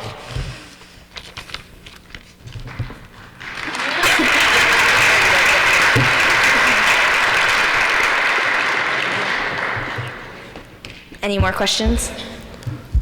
Councilor Silverman. I would just like some clarification from the councilors. In your motion, it says that there will be a waiver of real estate taxes, and I'm curious if this will cover commercial properties, second homes that these people may have, or if it's just their primary residence. Councilor Sinowitz. So that would only cover their primary residence. And also, if we're estimating in the city that there are 50 veterans serving overseas, we have to find out how many are actually real estate holders in the city. So it doesn't apply if you're renting or so. You have to own property. So maybe the assessor would know that. Councilor Manning. I think what we're overlooking here is that we're discussing a real estate tax, and these are people who are overseas serving tours of duty. So I don't think it makes any sense to put this burden on 50 people who are just supplying a small percentage of the city's revenue. And when you think about it, these are people who are benefiting the entire city with their service overseas. So when we're talking 9 months of just a missing real estate tax when they're not even living in the city during this period, I think it's a no-brainer that we support our veterans and the active service that they're committing to this country and our community with this.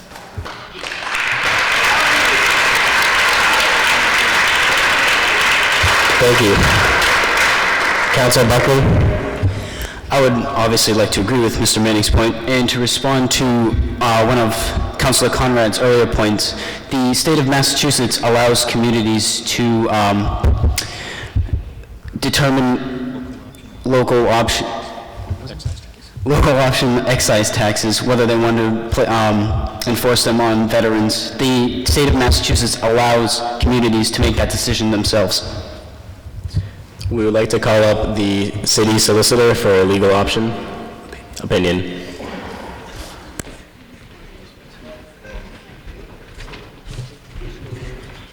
Okay, this is a good idea for 2 reasons.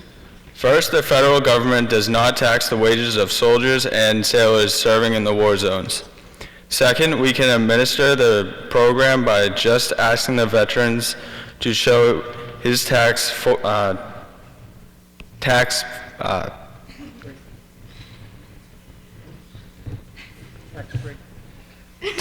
pay stubs. Any questions for the city solicitor? Councilor Sinowitz. Can you please clarify what you just said? Which part, first or second? The federal government is doing the same Both? thing that you people want to do. The federal government is doing the same thing that you people want to do. Councilor Buckley. Would we have to do this through city ordinance or through state legislation?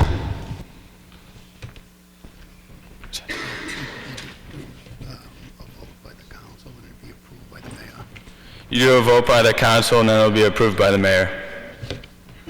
Any further questions? Roll call. Oh, Councilor Gottschall. Can I have an exact number of how many veterans there are? Because if these veterans are, the military personnel are actively serving right now, so if we need to know who they are in order to tell them they're getting the benefit.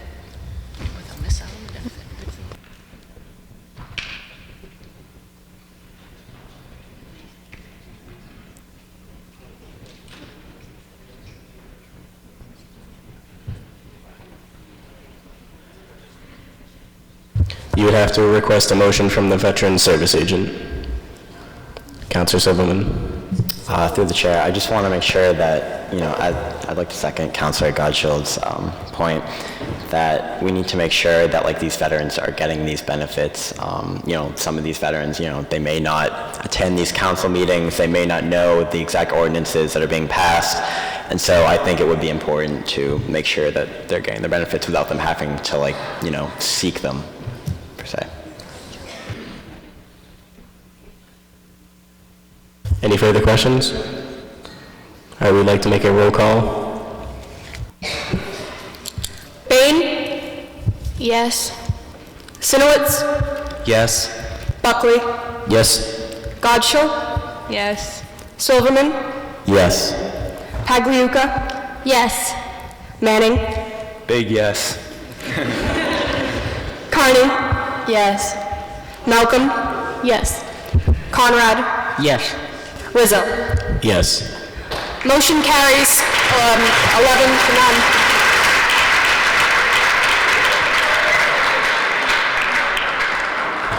Moving on, item 3, Councilor Buckley.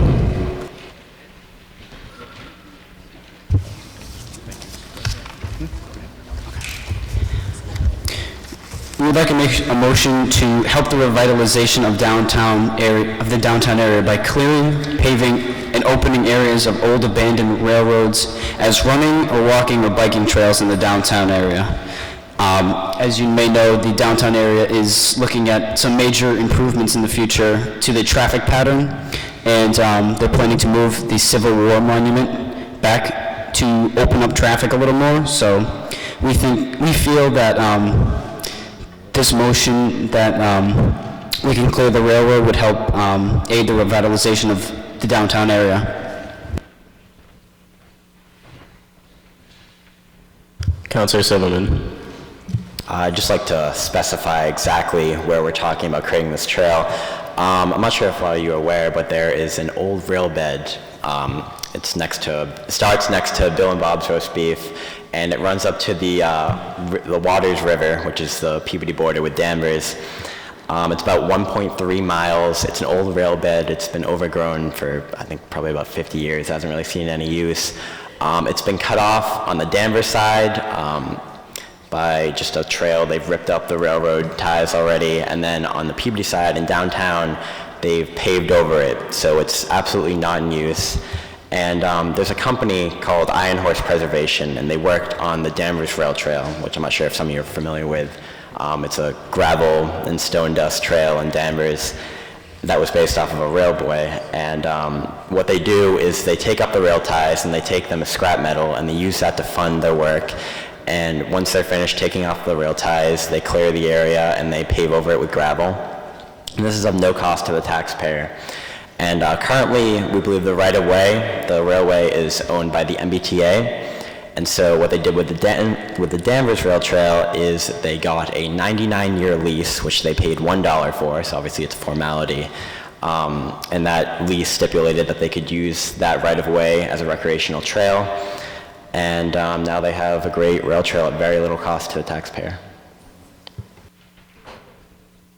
Councilor Sinowitz. And what will it be constructed of? Through the chair. So basically what the company does, it's called Iron Horse Preservation. They'll take up the rail trail, they clear all the the overgrowth, and they'll construct the trail out of gravel and stone dust. Councilor Sinowitz. Through the chair, so if the downtown floods, will that be able to endure that? I would like to call up the city engineer to answer some of those questions.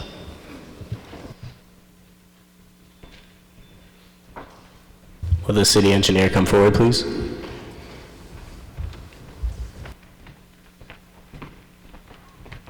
Okay. Could you repeat your question? So if the downtown floods, will the material that the path is being constructed of be able to endure the flooding? Based off of the trail that is by Speedway, that trail does just fine in the rain, so I think flood should be no problem. Councilor Silverman. I'd just like to clarify, I mean, these are rail beds that were, created in like the late 1800s during the age of the tanneries. And so they were constructed to not really be affected by the flooding, which was even more common back then before we had some of these public works projects that are going on to fix the flooding. And the stone dust and gravel that they're constructed of, it's very porous, so it lets the water go right through it. It won't withhold water from soaking into the ground. So I don't think that flooding would really be a major issue. Councilor Gottschall. Who will be maintaining this trail, and is it going to be expensive to do so? Through the chair. So it would probably fall to the responsibility of the Recreation, Parks, and Forestry Department. It's a recreational trail. It's only 1.3 miles. The material is very cheap. Occasionally you may need to clean up some trash, but overall it would be less expensive to take care of than many of our public parks.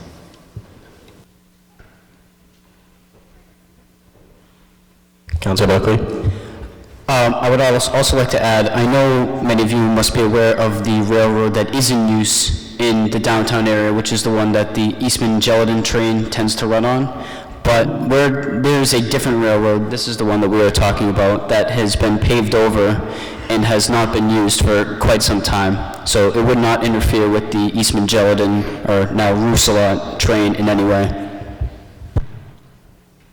Are there any further questions? We would like to call up the Community Development Director.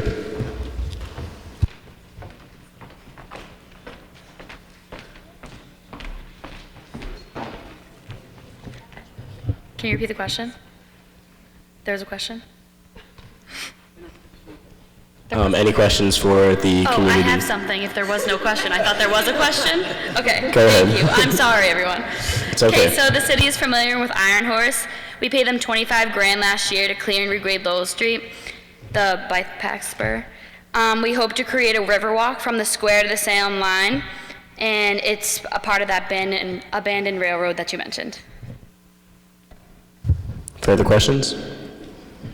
Councilor Buckley. I would like to clarify the pathway she's talking about from downtown to downtown Salem is the other direction of the trail. We're talking about the trail that heads, or the other side of the railroad that heads towards Danvers. Other questions? That is a different spur. We're talking about downtown revitalization. Councilor Silverman. Yes, I'd just like to clarify that, yeah, we are talking indeed about another trail. And I'd like to bring up another point. We have some new trails in South Peabody, which I think the mayor mentioned earlier. And we do have the paved bike trail in West Peabody, but it seems like Central Peabody has kind of been underserved in that respect. There aren't many recreational trails. There's a lack of green space in a lot of Central Peabody, especially the downtown area. So I think this would be a really nice recreational area for the downtown. In addition, it provides access to the Water River area, which is a big wetland, which really there's no access to it at this point, and it's a really nice natural area that I think would be a nice area for a lot of our residents to explore. If there aren't any further questions, we'd like to call up the Recreation, Parks, and Forestry Director.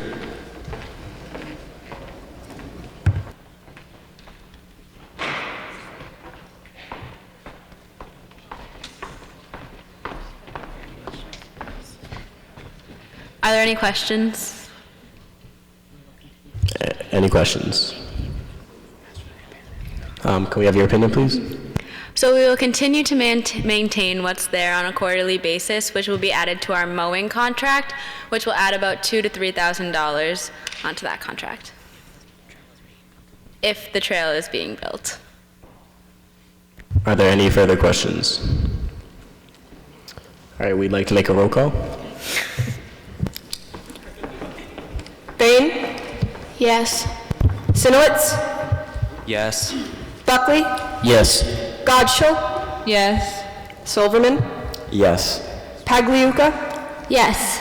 Manning? Yes. Carney? Yes. Malcolm? Yes. Conrad? Yes. Rizzo? Yes. Motion carries 11-0.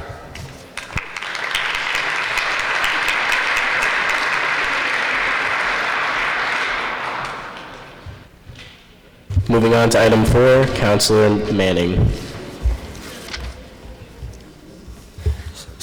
So, our bill is a motion to create a new traffic pattern which will be established, and our first motion would be trailer trucks will be prohibited from traveling through downtown and rerouted via other surface streets.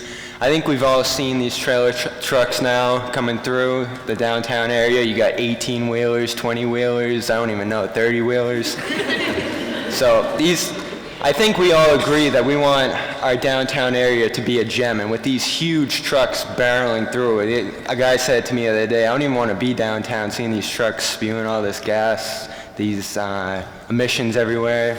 Don't like the smell of it, they don't like the sight of it. So if we're going to have our downtown area be an economic hub like Salem, like Boston, like all these other areas people could go to as alternatives, we need to take every step we can to make this area a gem, and it can't be a gem with these big trailer trucks rolling through. So we got to get them out of there. Thank you, Councilor Manning. Councilor Conrad? Yes, the second part of this bill is to reroute and divert all traffic off of Lowell Street during Veterans Day, Memorial Day, and similar festivities in order to eliminate the sound of traffic that detract from the ability to listen to the speeches. The reason that I want to put this forward is so when you're outside, you're listening to these speeches. Some of these speakers definitely don't know how to speak through the microphone. It's just not loud at all. And the loud trucks, they're going by. You can't hear anything. I'm half deaf already. These older people definitely can't hear anything. I think the only way that people will be able to hear these remarkable speakers, former veterans, the mayor, the only way you'll be able to hear them is if you divert traffic away from these areas. Thank you, Councilor Conrad. Councilor Buckley.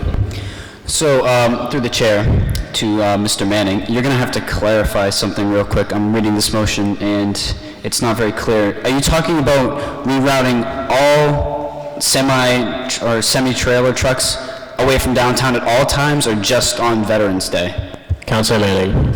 I think what we're looking to do is target a certain time of the day, such as the middle of the day where the economic time, or where there's going to be the most people downtown, enjoying the sights, enjoying the businesses. I think that's the time we're going to be targeting to get these trucks out of there. We could make a motion to allow for certain times of the day, such as the early morning when deliveries and other things need to be made and there's not as many people there.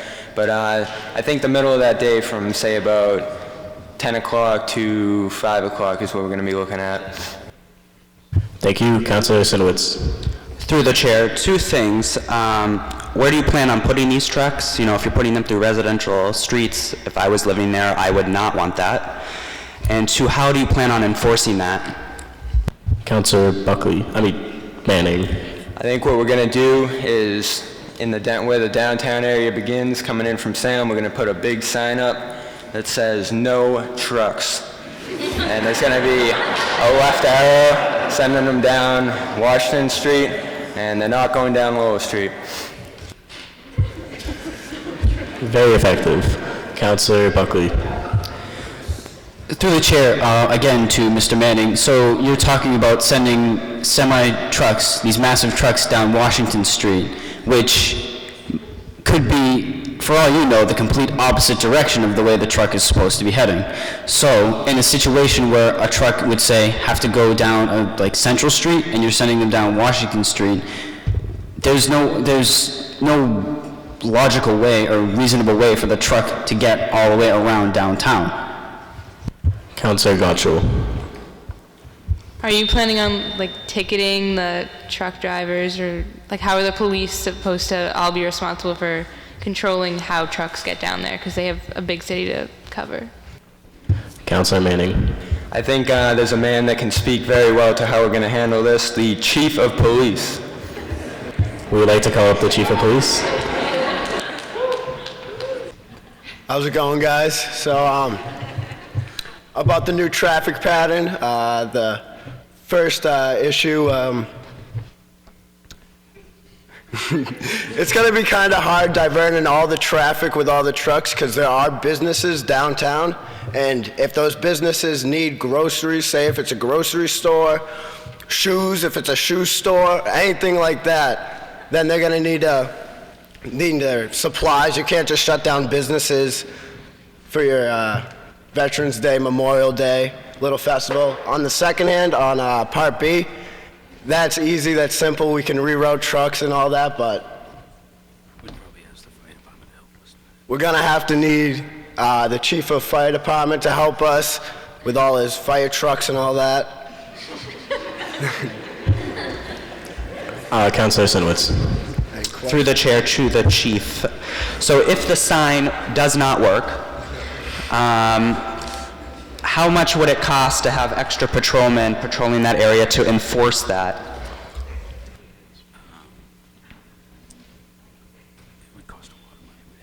Councilor Silverman. We got a rough estimate about $50,000 for extra policemen. Councilor Silverman. I'm curious about the impact on business. I think the police chief brought up a good point. There's a lot of small businesses in town that may need deliveries from large trucks. And, you're saying that this could help the revitalization of our downtown, but if you're damaging the businesses that would be part of that revitalization, that could have a negative economic effect. And I have some questions for the business liaison / community development officer, Gianna Forlizzi.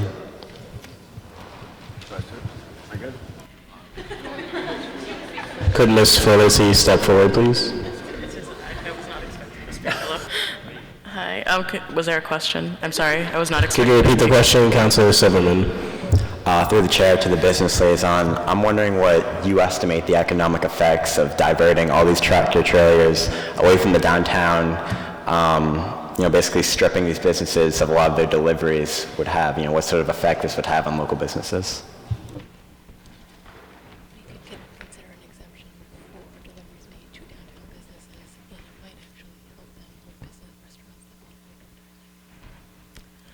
So we could make an exemption for deliveries being made to downtown businesses.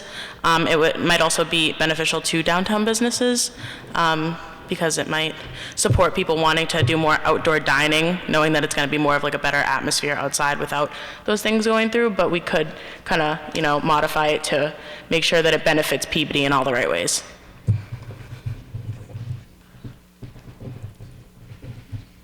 Thank you, Ms. Forlizzi.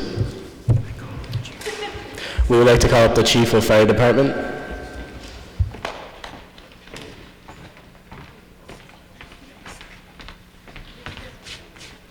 How's it going, guys? Any questions? Are there any questions? Can we have your opinion? Oh, Councilor Conrad. What color are these fire trucks that you're using? We're gonna go with red. That's the consensus as of right now. Just making sure. So we're going with red. Any other questions?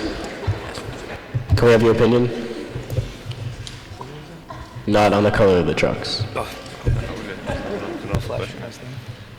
they didn't ask. All right. Well, we support with the diversions, and we're gonna help in any way that we can, in any way that they need us to. With the red trucks, Tyler, obviously. Thank you very much. Can we get the mayor to step forward, please?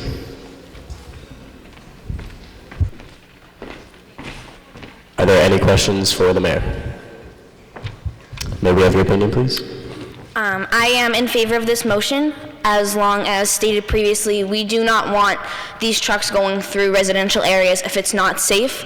So in order to follow through with this motion, I feel like as long as we have a safe alternative route that isn't affecting the residents or children as they're exiting their school, people crossing streets, as long as we ensure like that safety, I'm in full favor of this motion.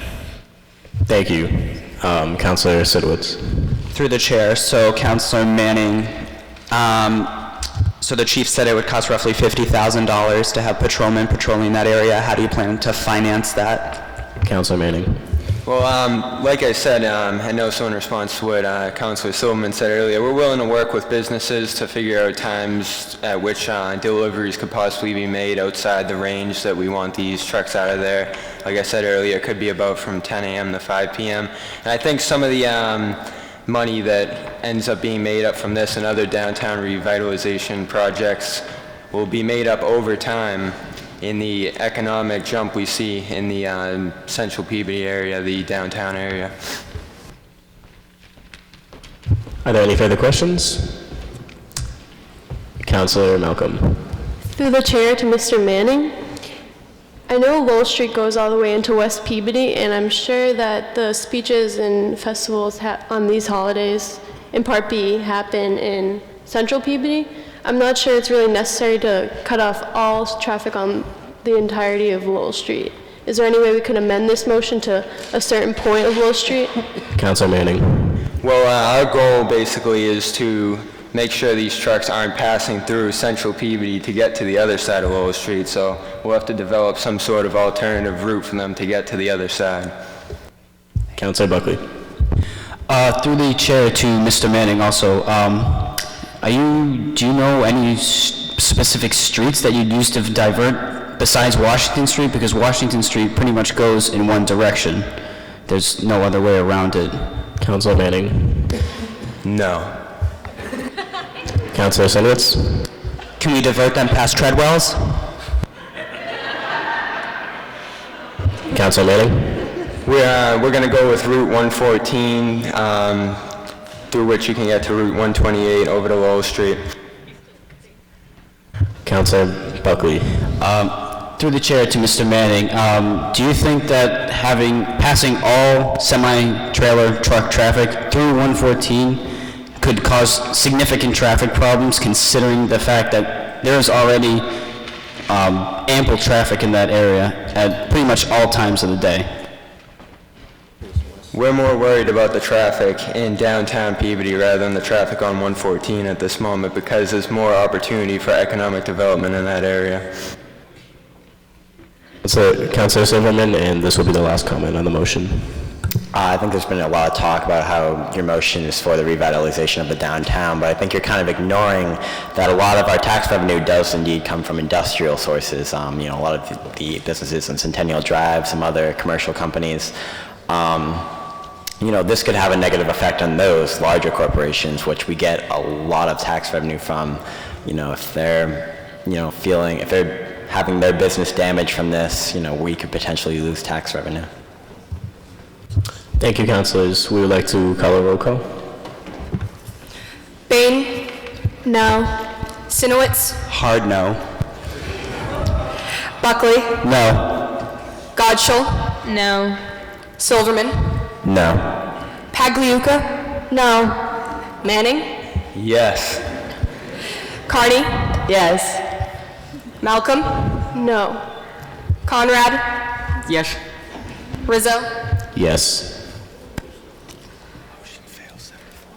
Motion fails 7-4.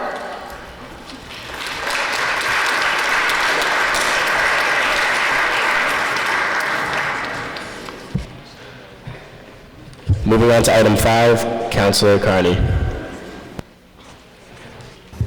Our motion is to establish a youth center for children. It would be centered around kids that come home from school and have no activities or help with homework, and just give them a place to do their homework and have a snack after school. The purpose of this motion is to get kids to stay out of trouble when they feel there's nowhere else to turn. It could help kids avoid future violence, drugs, and criminal charges. And it would only be for kids who are clearly fit for the program through the eyes of their teachers, adults, friends, and peers. Thank you. Councilor Buckley. Where would this youth center be? Councilor Carney. Can I redirect that question to Mr. Rizzo? Yes. One option would be the Trojan Life Center, just after late hours for the elderly, that if there's an open space, we could move a youth center possibly to the Trojan Life Center. Councilor Godshall. I think this would be more beneficial if we could keep it at the middle school, since it's going to be new to begin with, and kids aren't gonna have the transportation if they're already like at-risk students to like make it to the Trigian Life Center. They're just gonna go home and like be negatively influenced. Councilor Silverman. Yeah, I would just like to revoice Councilor Godshall's point. I think the kids that you're targeting may not have the transportation to get to the center. You know, if they live in West Peabody or South Peabody, or you know, even if they're coming from the middle school, you would need to provide transportation from all these areas around Peabody, and I think that would be a significant cost, and I think you need to account for that.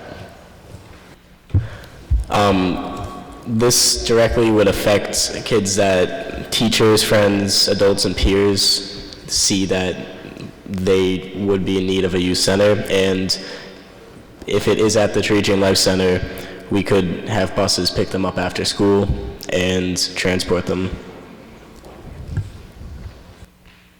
Councilor Malcolm.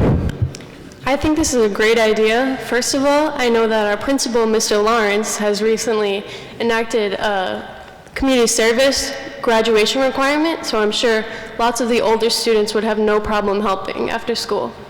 Thank you. And we would like to call up the superintendent of schools. Ms. McGrath. Hi. Hello.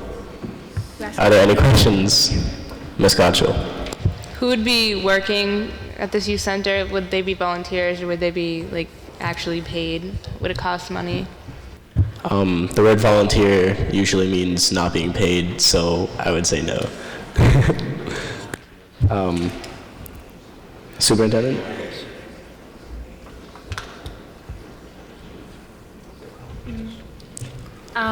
For supervision, it could be volunteers, youth from neighboring colleges, but I do think that it is important to have supervision at the youth center, if the proposed youth center. Councilor Sinowitz. Through the chair to the superintendent, a couple questions for you. What age group are we targeting? It says children in here, but I believe it could be targeted at varied ages, or maybe even older, because there are after-school programs for younger children, elementary and middle school ages, where they can stay after school. But I'm not sure if this is more of a nighttime thing to shy older children, older students away from violence and that kind of thing. So safe, fun. Thank you. Councilor Conrad? Yes, I have a question for the executive director on the Council of Aging on whether or not there'd be enough capacity at the Trigian Life Center to hold an event like this. Not enough.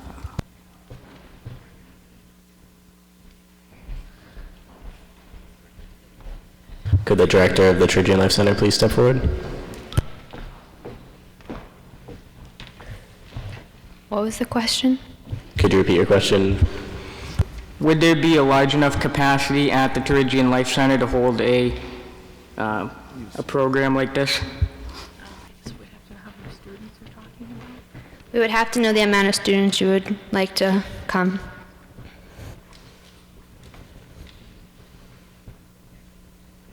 What would be the capacity that you could handle? We serve between 500 and 600 people a day at the center, but there's activities all day long, so we would have to know the time frame that you would want the students to come. Councilor Sinowitz. So before you were talking about volunteering, but who's going to ensure that there's adequate staff to make sure that the children are being cared for safety-wise? Or would that be a liability for the city?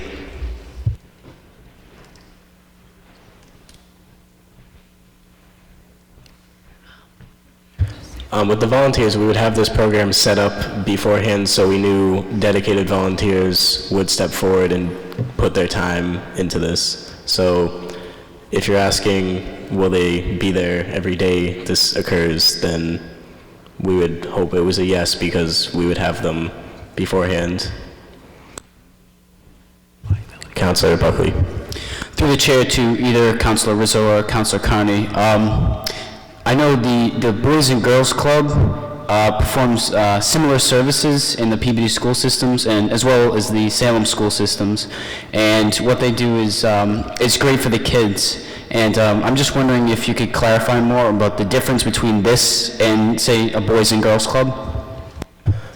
The difference is the Boys and Girls Club is open to anybody, and what we are trying to propose is, the Boys and Girls Club is open to pretty much any student that would like to participate. What we're trying to propose is something where teachers, adults, friends, or peers, they see that a child is in need of a youth center after school because they're not being provided the proper treatment when they are after school. So it would be more of a teachers and adults would look and see if these kids need it. Councilor Sinowitz. Would these volunteers be trained medically to be able to care for the kids in the event of an emergency? And if so, who's going to pay for that?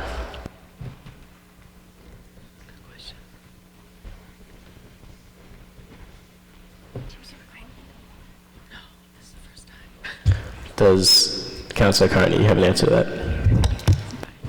I think we could hire like a few nurses to stay at the center for a few hours, just to like watch over the kids and just be there in case anything goes wrong. Thank you. We would like to call up the school resource officer. Councilor Gottschall.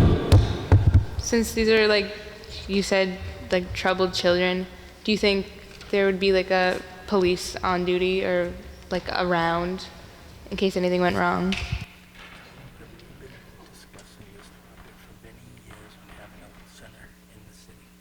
We actually have had this topic come up plenty of times before about having a health center in the community.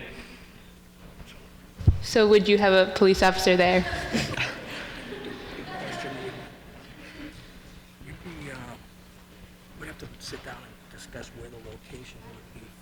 We would have to sit down and discuss on where the location would be.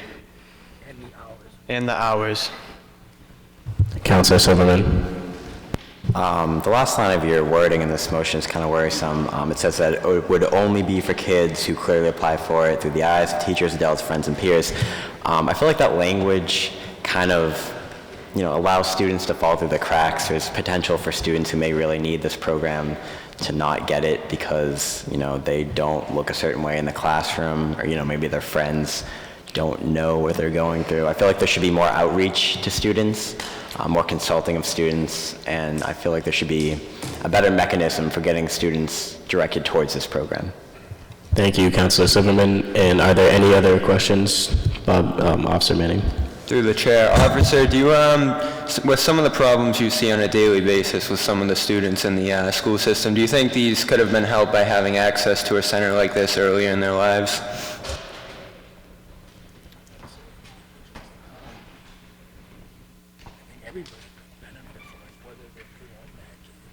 I think everyone would benefit from it, good or bad.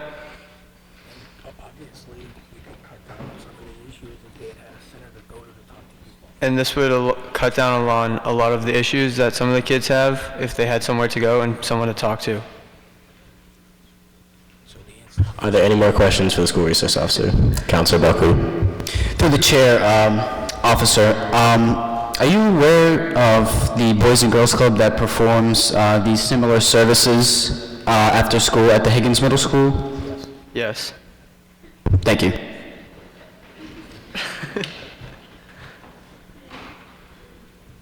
Are there any other comments? Councilor Silverman. I'd just like to bring up a point that Councilor Buckley just brought up. If we already have resources like this through the Boys and Girls Club, couldn't the money that would be going towards this Life Center be better directed towards like counseling, real outreach to these students rather than having them be directed to a potential Life Center? I feel like this money could be better spent. Any other comments? Seeing none, roll call. Bain? No. Sinowitz? No. Buckley? No. Godshall? Because we don't know the location, no. Silverman? No. Pagliuca? No. Manning? Yes. Carney? Yes. Malcolm? Yes. Conrad? No. Rizzo? Yes. Motion fails 7-4.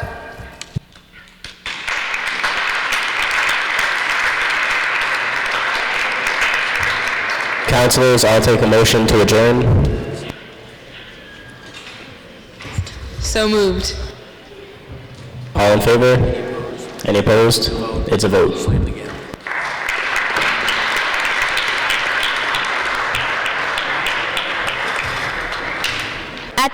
At this time, we would like everyone to please be seated as we go through the students, and they are each going to say something about the event today. First up is Marina DeMild.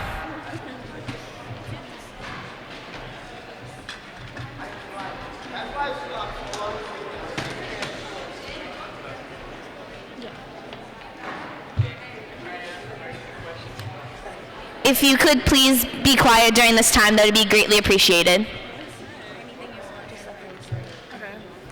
Thank you to everyone who put this all together.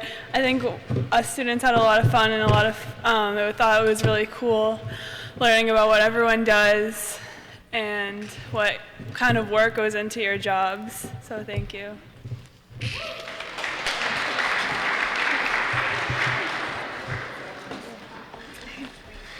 Next we have is Brianna Rago.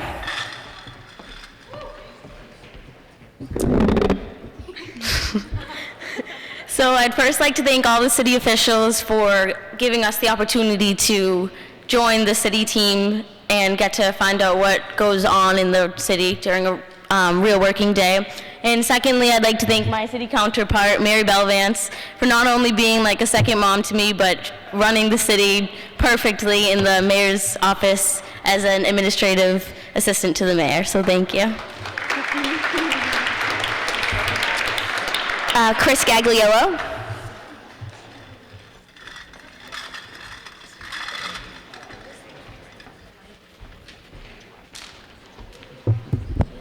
Hello, everyone.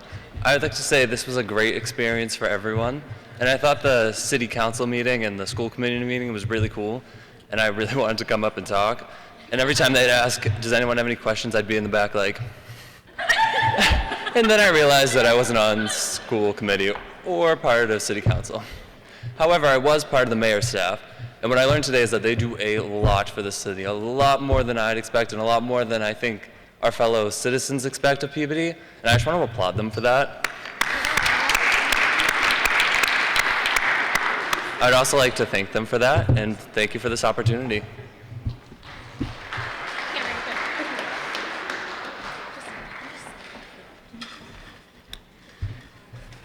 As I announce any names, if anyone would like to abstain from speaking, that is always an option. So, next is Megan Muldoon, if you would like to say anything.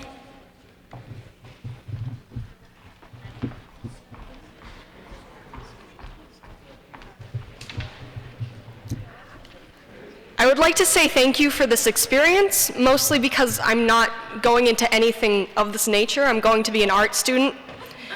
And it doesn't mean I'm not interested in politics and like how the city works. And being here today has really brought a huge, more respect to Peabody than I already have and the work that goes into it. So thank you.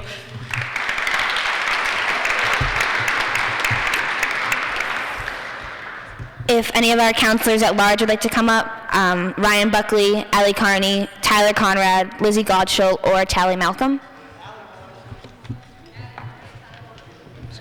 We have Ryan Buckley.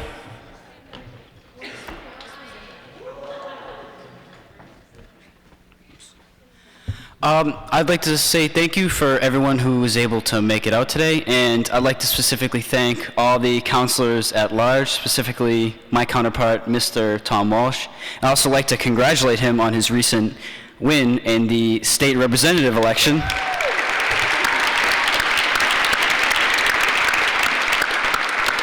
We're very happy to have you back.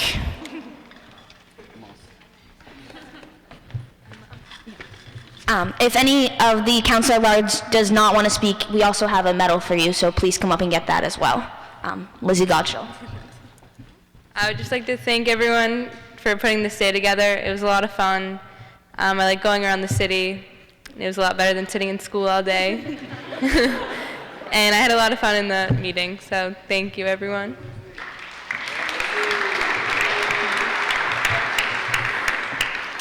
We have Allie Carney.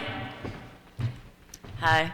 I just want to thank everyone who made today possible. It was a lot of fun. Like, I had no idea what to expect coming into this, but it was a lot more fun than I expected. Not in a bad way. Thank you. Thank you. Tally Malcolm. Well, unlike Megan, I am actually majoring in political science next year, and I think I'm prepared now. But I have a newfound appreciation for Peabody. I already did, but this just gave me more of a perspective of how much goes on during the day. And I'd also like to thank Mr. McHugh, my AP Gov teacher. He created a new passion for me, and I'm really thankful for that.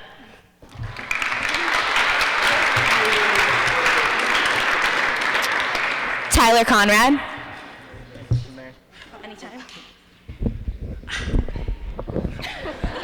I'd like to thank Tom Gould, nicest guy I know. I was glad to shadow him for a day. He was awesome. And I'd also like to thank the two lovely ladies at the Senior Center who danced with me. They taught me some great moves. Really appreciate it.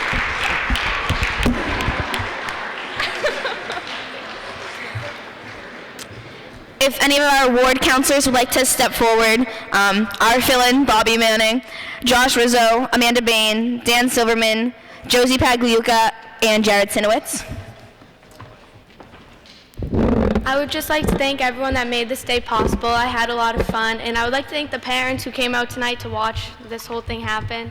Today I went to the police station, and it was actually interesting in what they do and like the room, and they actually do watch Peabody High. They see us like every day, and I was like, oh my God. It was pretty weird, but thank you, everyone.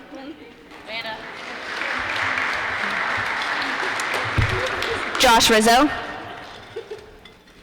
I would just like to thank Mayor Betancourt, Mr. McHugh, Mr. McGinn, my counterpart, and also the Chief of Police for permanently damaging our eardrums today at the firing range. It was great to get out of school, for sure, and definitely would recommend this to any student, so it's a great day. You know, one thing we're used to doing a lot as students is complaining about what's going on in the city and in the schools and stuff like that. So I think today was a great experience to see some of the great people behind the scenes working around these issues every day and trying to solve them. And I think it's important to give students, you know, even more of these opportunities and even more students this kind of exposure to the work that gets done around the city. Thanks to everyone out there who brought us to all the great locations around the city, and I had a great time.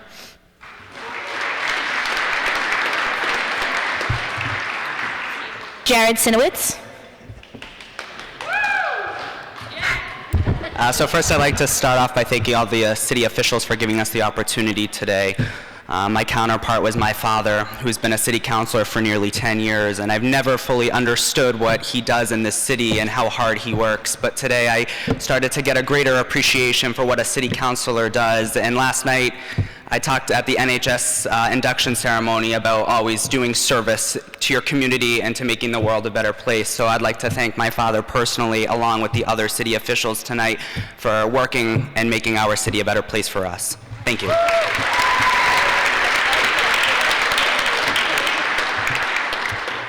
Josie Pagliuca.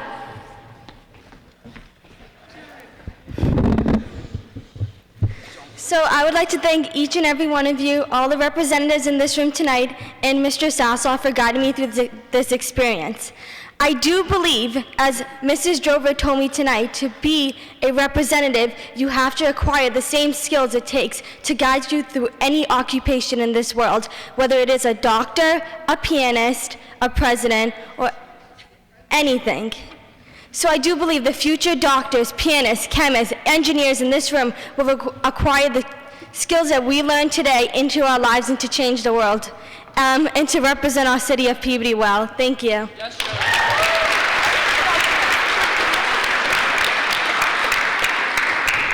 We have Dan Silverman.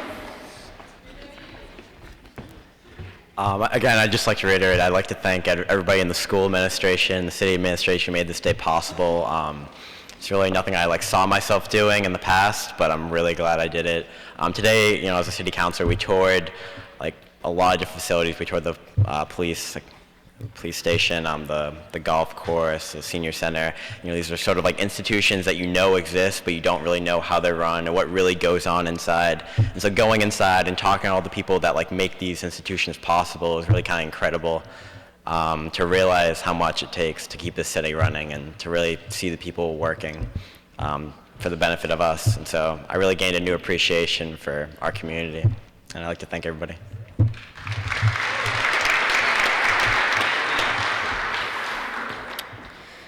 At this time, anyone from Public Safety would like to come up?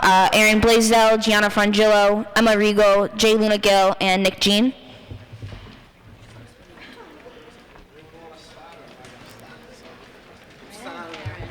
We have Aaron Blaisdell. I'd just like to thank everybody for the experience and wonder why anyone gave Brianna a microphone in the first place. And I also like shooting guns, which was also fun. And thank you to my counterpartner. Counterpart? Tom Griffin, the chief of police. How about that?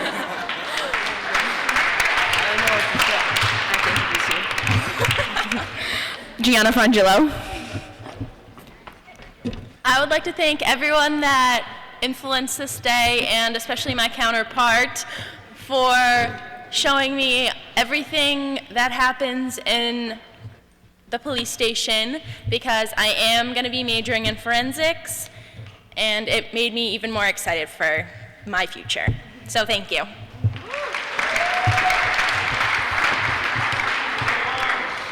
Jay Luna Gill.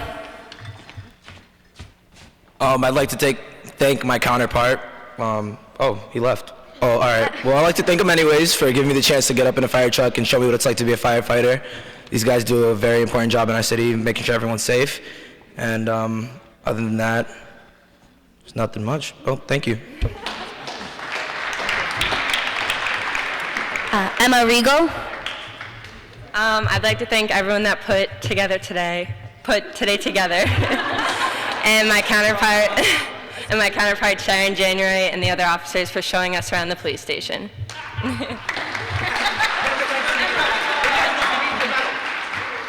Nick Jean.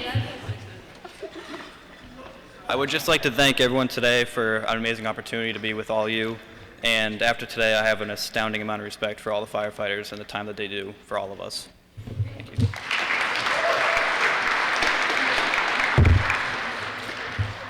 If anyone from the school department would like to come forward and speak, we have Catherine McGrath, Priscilla Porcher, Ted Izzo, Allison Roberts, Katrina Silva, John Lawrence, Rob Picano, and Cam Cadaro.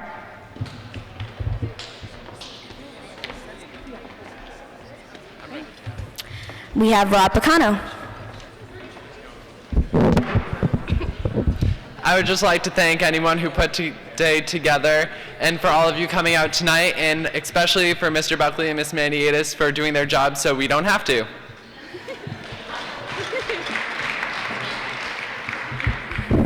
Katrina Silva. Wow, this podium makes me feel kind of special right now, like I'm in a lot of power. Well, thank you everyone for today. Thanks for all the free food. Had a great time. Got on Peabody Access Television. Had a great time. Thank you to my counterpart and the mayor for helping me out and slam the superintendent during the school committee meeting. Thank you to Mr. McHugh for setting this up and everyone else. Have a nice day.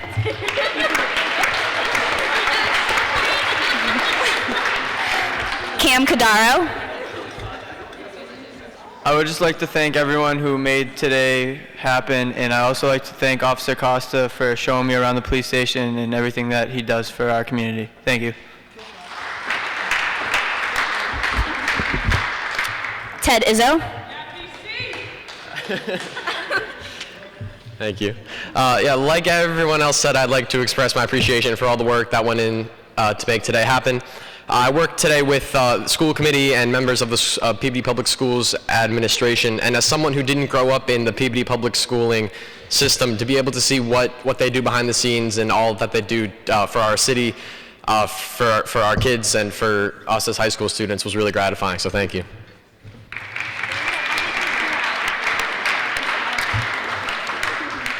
Priscilla Porcher. I would like to thank Kara, well, Ms. Mertag, my counterpart, for showing me how, you know, the city is and like feeding me 6 different times today. Yeah, we ate a lot of food, which was nice. But yeah, it was a really good time, and thank you for putting it all together. Catherine McGrath. If I were to thank everyone I should right now, Christina would probably play music in the background like they do at the Academy Awards. So if you think you should be thanked, thank you. Thank you for the experience. Thank you for the pizza. I love pizza. So round to everyone.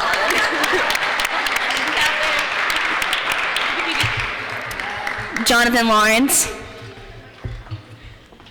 I'd just like to say thank you to everybody who made this day possible, and especially my counterpart, Mr. Buckley, and Ms. Maniatis. After today, I really do have a greater appreciation for what they do for us as a student, and I really can't thank them enough. Thank you.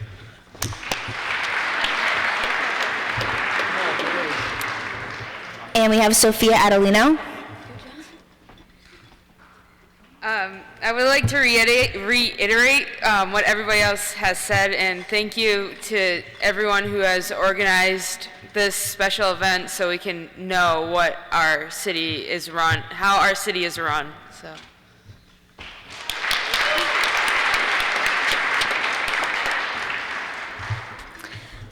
If at this time, if anyone else from the city government department would like to come forward and give thanks, we have Owen Brewster, Olivia Seck, Anna Church, Lindsay Grayson, Pat McCarthy, Gianna Ferlizzi, Christina Dusablon, Melissa Morton, Aubrey Irvine, Serena Marcinkowski, Cynthia Aroki, Craig Jordan, Orla Kelly, Vanessa Valier, Bella Shula, Amy Leach, Sam Cummings, Haley McCarran, David Arvin-Titus, Christina Brown, Kristen Cormier, Ashley Jenkins, Kira Bresnahan, Mateus Da Silva, Krista Baker, Donnie Shaw, Katie Tansey, and Paige Hayward. If anyone would not like to speak, you are happy to just grab your medal and sit back down. Thank you. So we have Olivia Seck. So I'd like to thank everyone that made today possible, and I'd also like to thank my city counterpart, City Auditor Mary Martin. Thank you.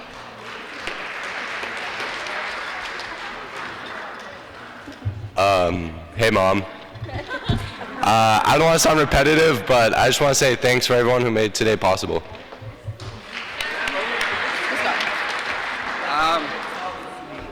I just want to say thank you today to everyone who made today possible. It was really great to see what our city officials get to do every day, and I thought it was really great for me and all my peers to get a chance to see that. Good job.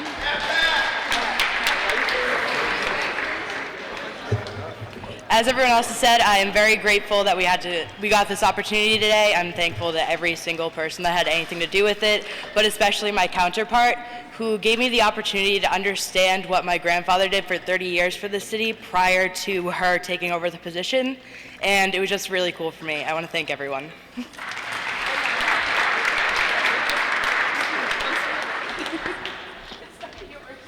I just want to reiterate, like everybody else said, thank you for everyone who put this together for us and gave us this opportunity. Thank you to my counterpart, Julie, who was really awesome to see what her job does and all the things she does for the city.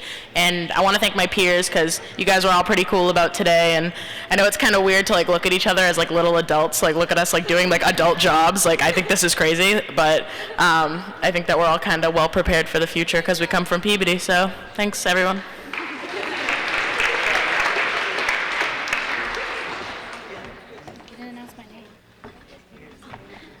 I'm Vanessa Valier. I'd just like to obviously thank everyone, and my counterpart, Karen. As Community Development Director, she told me a lot about the new projects around Peabody, and I'm really excited to see what the future is. Yay! Hi. I would like to thank everybody that I met today at the Peabody Municipal Light Plant for being so enthusiastic and patient with all of my questions. And I'm very excited to work with them this summer. And as much as I hate to one-up my good friend Ted Izzo, as someone who didn't even grow up in the state of Massachusetts, this was a very great experience, and it was great to see all the amazing things that go on here every day. Thank you.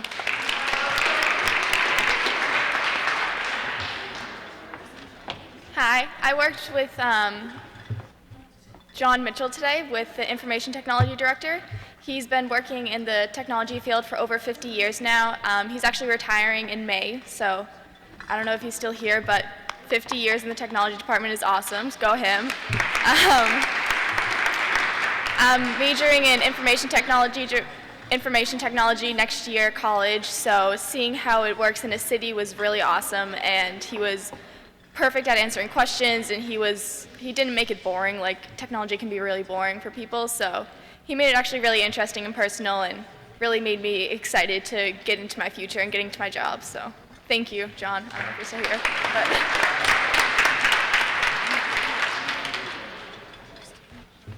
I would like just to make this, start again. I would like to thank everybody for making this possible. That doesn't just come from me, that comes from all of us, concerning that everyone that came up here has said that. And I worked with Sean Mahoney today, the electrical inspector, and the highlight was he took me through the new Higgins School, and seeing that come along was really cool, and the different aspect of the field that I want to go into, and it really helps seeing cool new things. Thanks.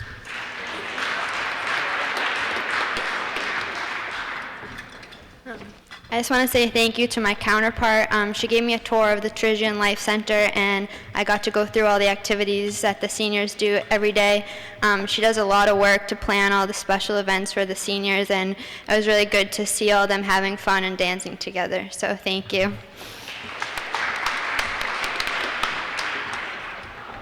Hello, I'd just like to thank everyone once again, as everyone has done.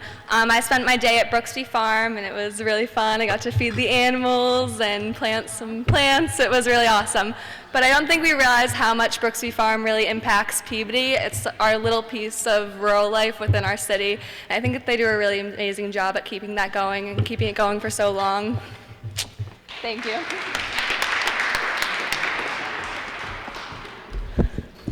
I would like to say thank you to my counterpart. I had an amazing day. It was really awesome to see all the things we actually have going on around the city that everyone may not know about, and everything that actually goes on behind the scenes and how everything works. So thank you.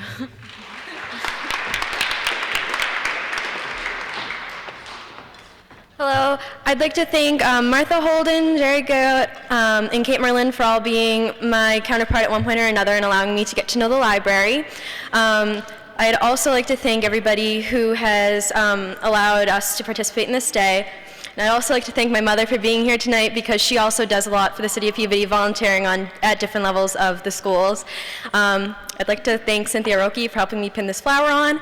And I'd like to invite everybody to come see the library, because it's far more than just books.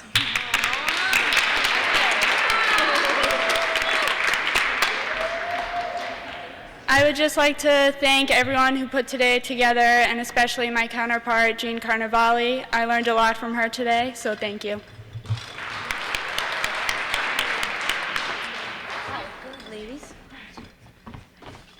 We know that you guys are all anxious to get out of here, so me and Krista just decided to do this together. I would like to thank my counterpart, Sharon Cameron, for a wonderful day. We got to work behind the scenes at a kitchen in Peabody to check for any public health violations, and we also got to do blood pressures with the public health nurse, which is awesome since we're going into nursing. It was a wonderful day. I'd also like to thank my counterpart. It was a good experience. And if anyone didn't hear earlier, here's to 2016.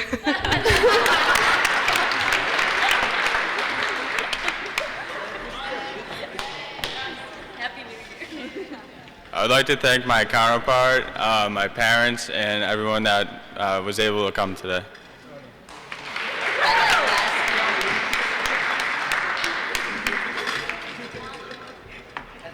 Hey, my name is Cynthia. Today I worked with Will Paulus. He can't be here right now, but because he's really busy as a city engineer.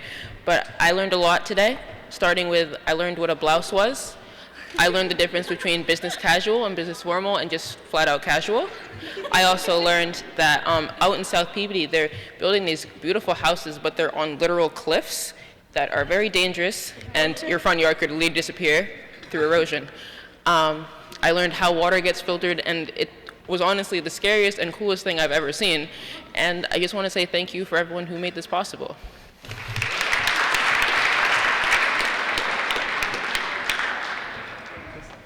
Hey everybody. I'd just like to say thank you to everybody who made all of this possible, and what a day. Free food, no school. What could be better? I'd also like to say that the Peabody Municipal Light Plant is turning 125 this year, so let's give it up for them. They're gonna also have events throughout the year, just like Peabody, which is turning 100, and thank you.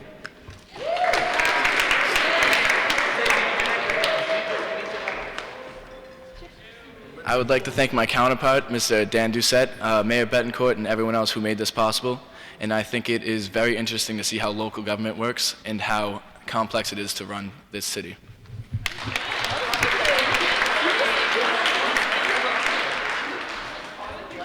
I want to say thank you to my counterpart and to the Department of Parks and Forestry.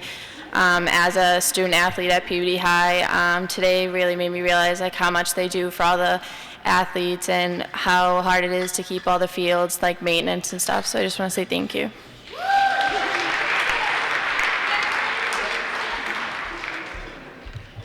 I would just like to say thank you to everyone who had a hand in putting this day together, and especially my counterpart, because I learned a lot and it really was a great experience.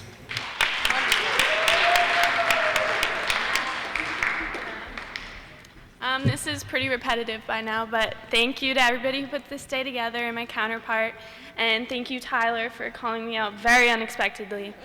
All right.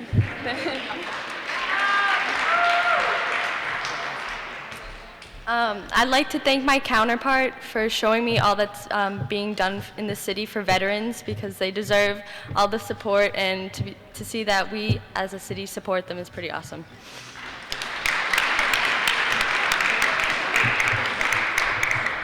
And our final group is school committee, consisting of Sarah Blanchett, Rachel Jica, Brianna McDonald, Serena Santos, Austin Sullivan, and Emily Sylvanowitz.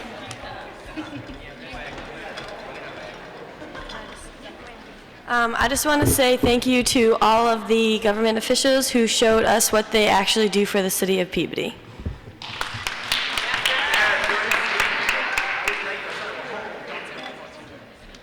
Hi, my name's Rachel Jica. I know this is so redundant and oversaid, but thank you for everyone who made this day fun and exciting. Thank you for allowing us to be on Access Television, Treadwell's Ice Cream, all the free food, and my mom, Debbie, Elaine, and Stephanie for sitting up there the whole time, not being bored.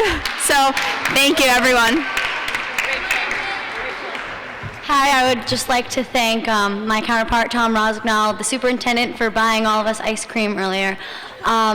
And when we were at Pat TV, I wasn't just impressed with all the work that's done behind the scenes in the city. I was really impressed with all of the future plans of my peers and all the things that they're interested in, all the things they participate in.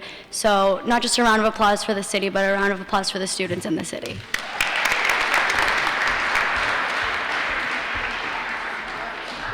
As everyone else has probably said, I want to thank everyone who made the day possible, and I want to thank my counterpart and close friend, Bev Dunn, because I've known her for who knows how long, and I had a lot of fun with her today. And I want to thank the superintendent for the ice cream.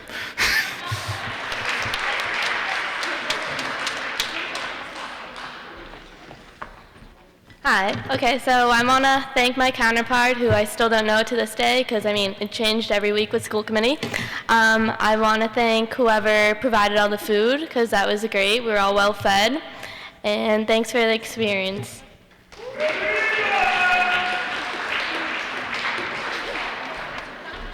I thought we'd save the best for last.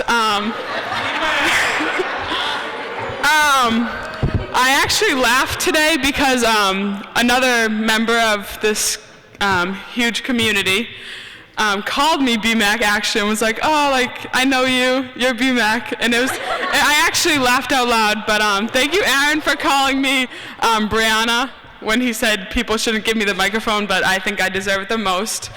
But I really want to thank the people of the school committee. They do a lot for us. I mean, we've been in school for so long. I don't remember actually. I don't know how long. But I've become greatly educated, and I just want to thank you all. And I highly recommend you guys all go to PAT because it's actually wicked lit. So.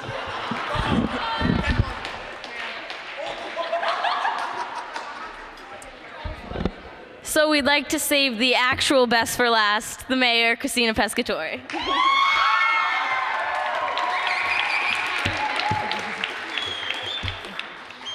Thank you so much for that.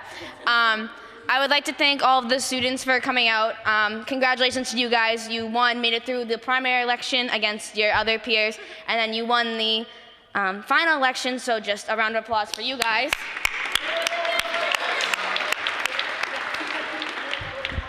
And although many of the counterparts had left, I just wanted to thank them for taking time out of their busy schedule to assist us and really show us how PBD runs for a day. Although Mayor Betancourt had to step out early, I would like to personally thank him for giving me this opportunity. I helped lead our class, so it was really great to see how to lead the city for a day. And thank you to the parents up above who have stuck it out this long and have really listened to us think of everything. We couldn't do it without you guys either.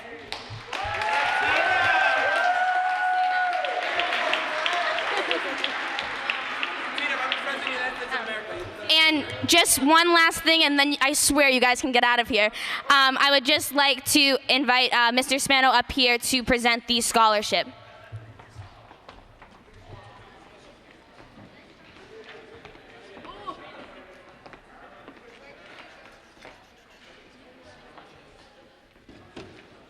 Okay, so just quickly, we have 4 $250 scholarships, 2 from the City Council, 2 from City Department heads.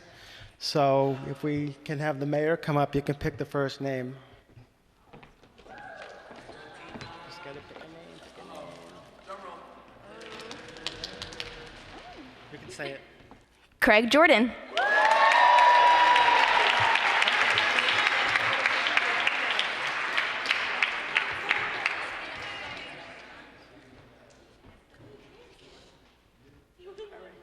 You can pick the second name. Don't look. Christina Brown.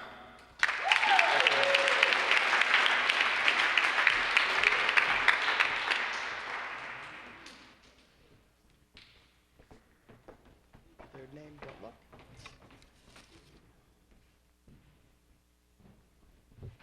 Josh Rizzo.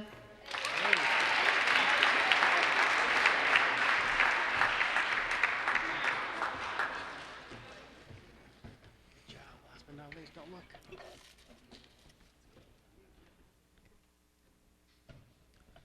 Jalen Agill.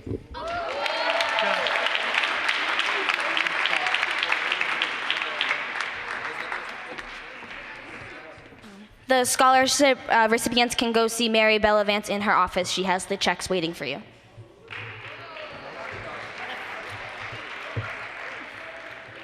And I believe that ends our 2016 Student Government Day. Thank you all for coming out.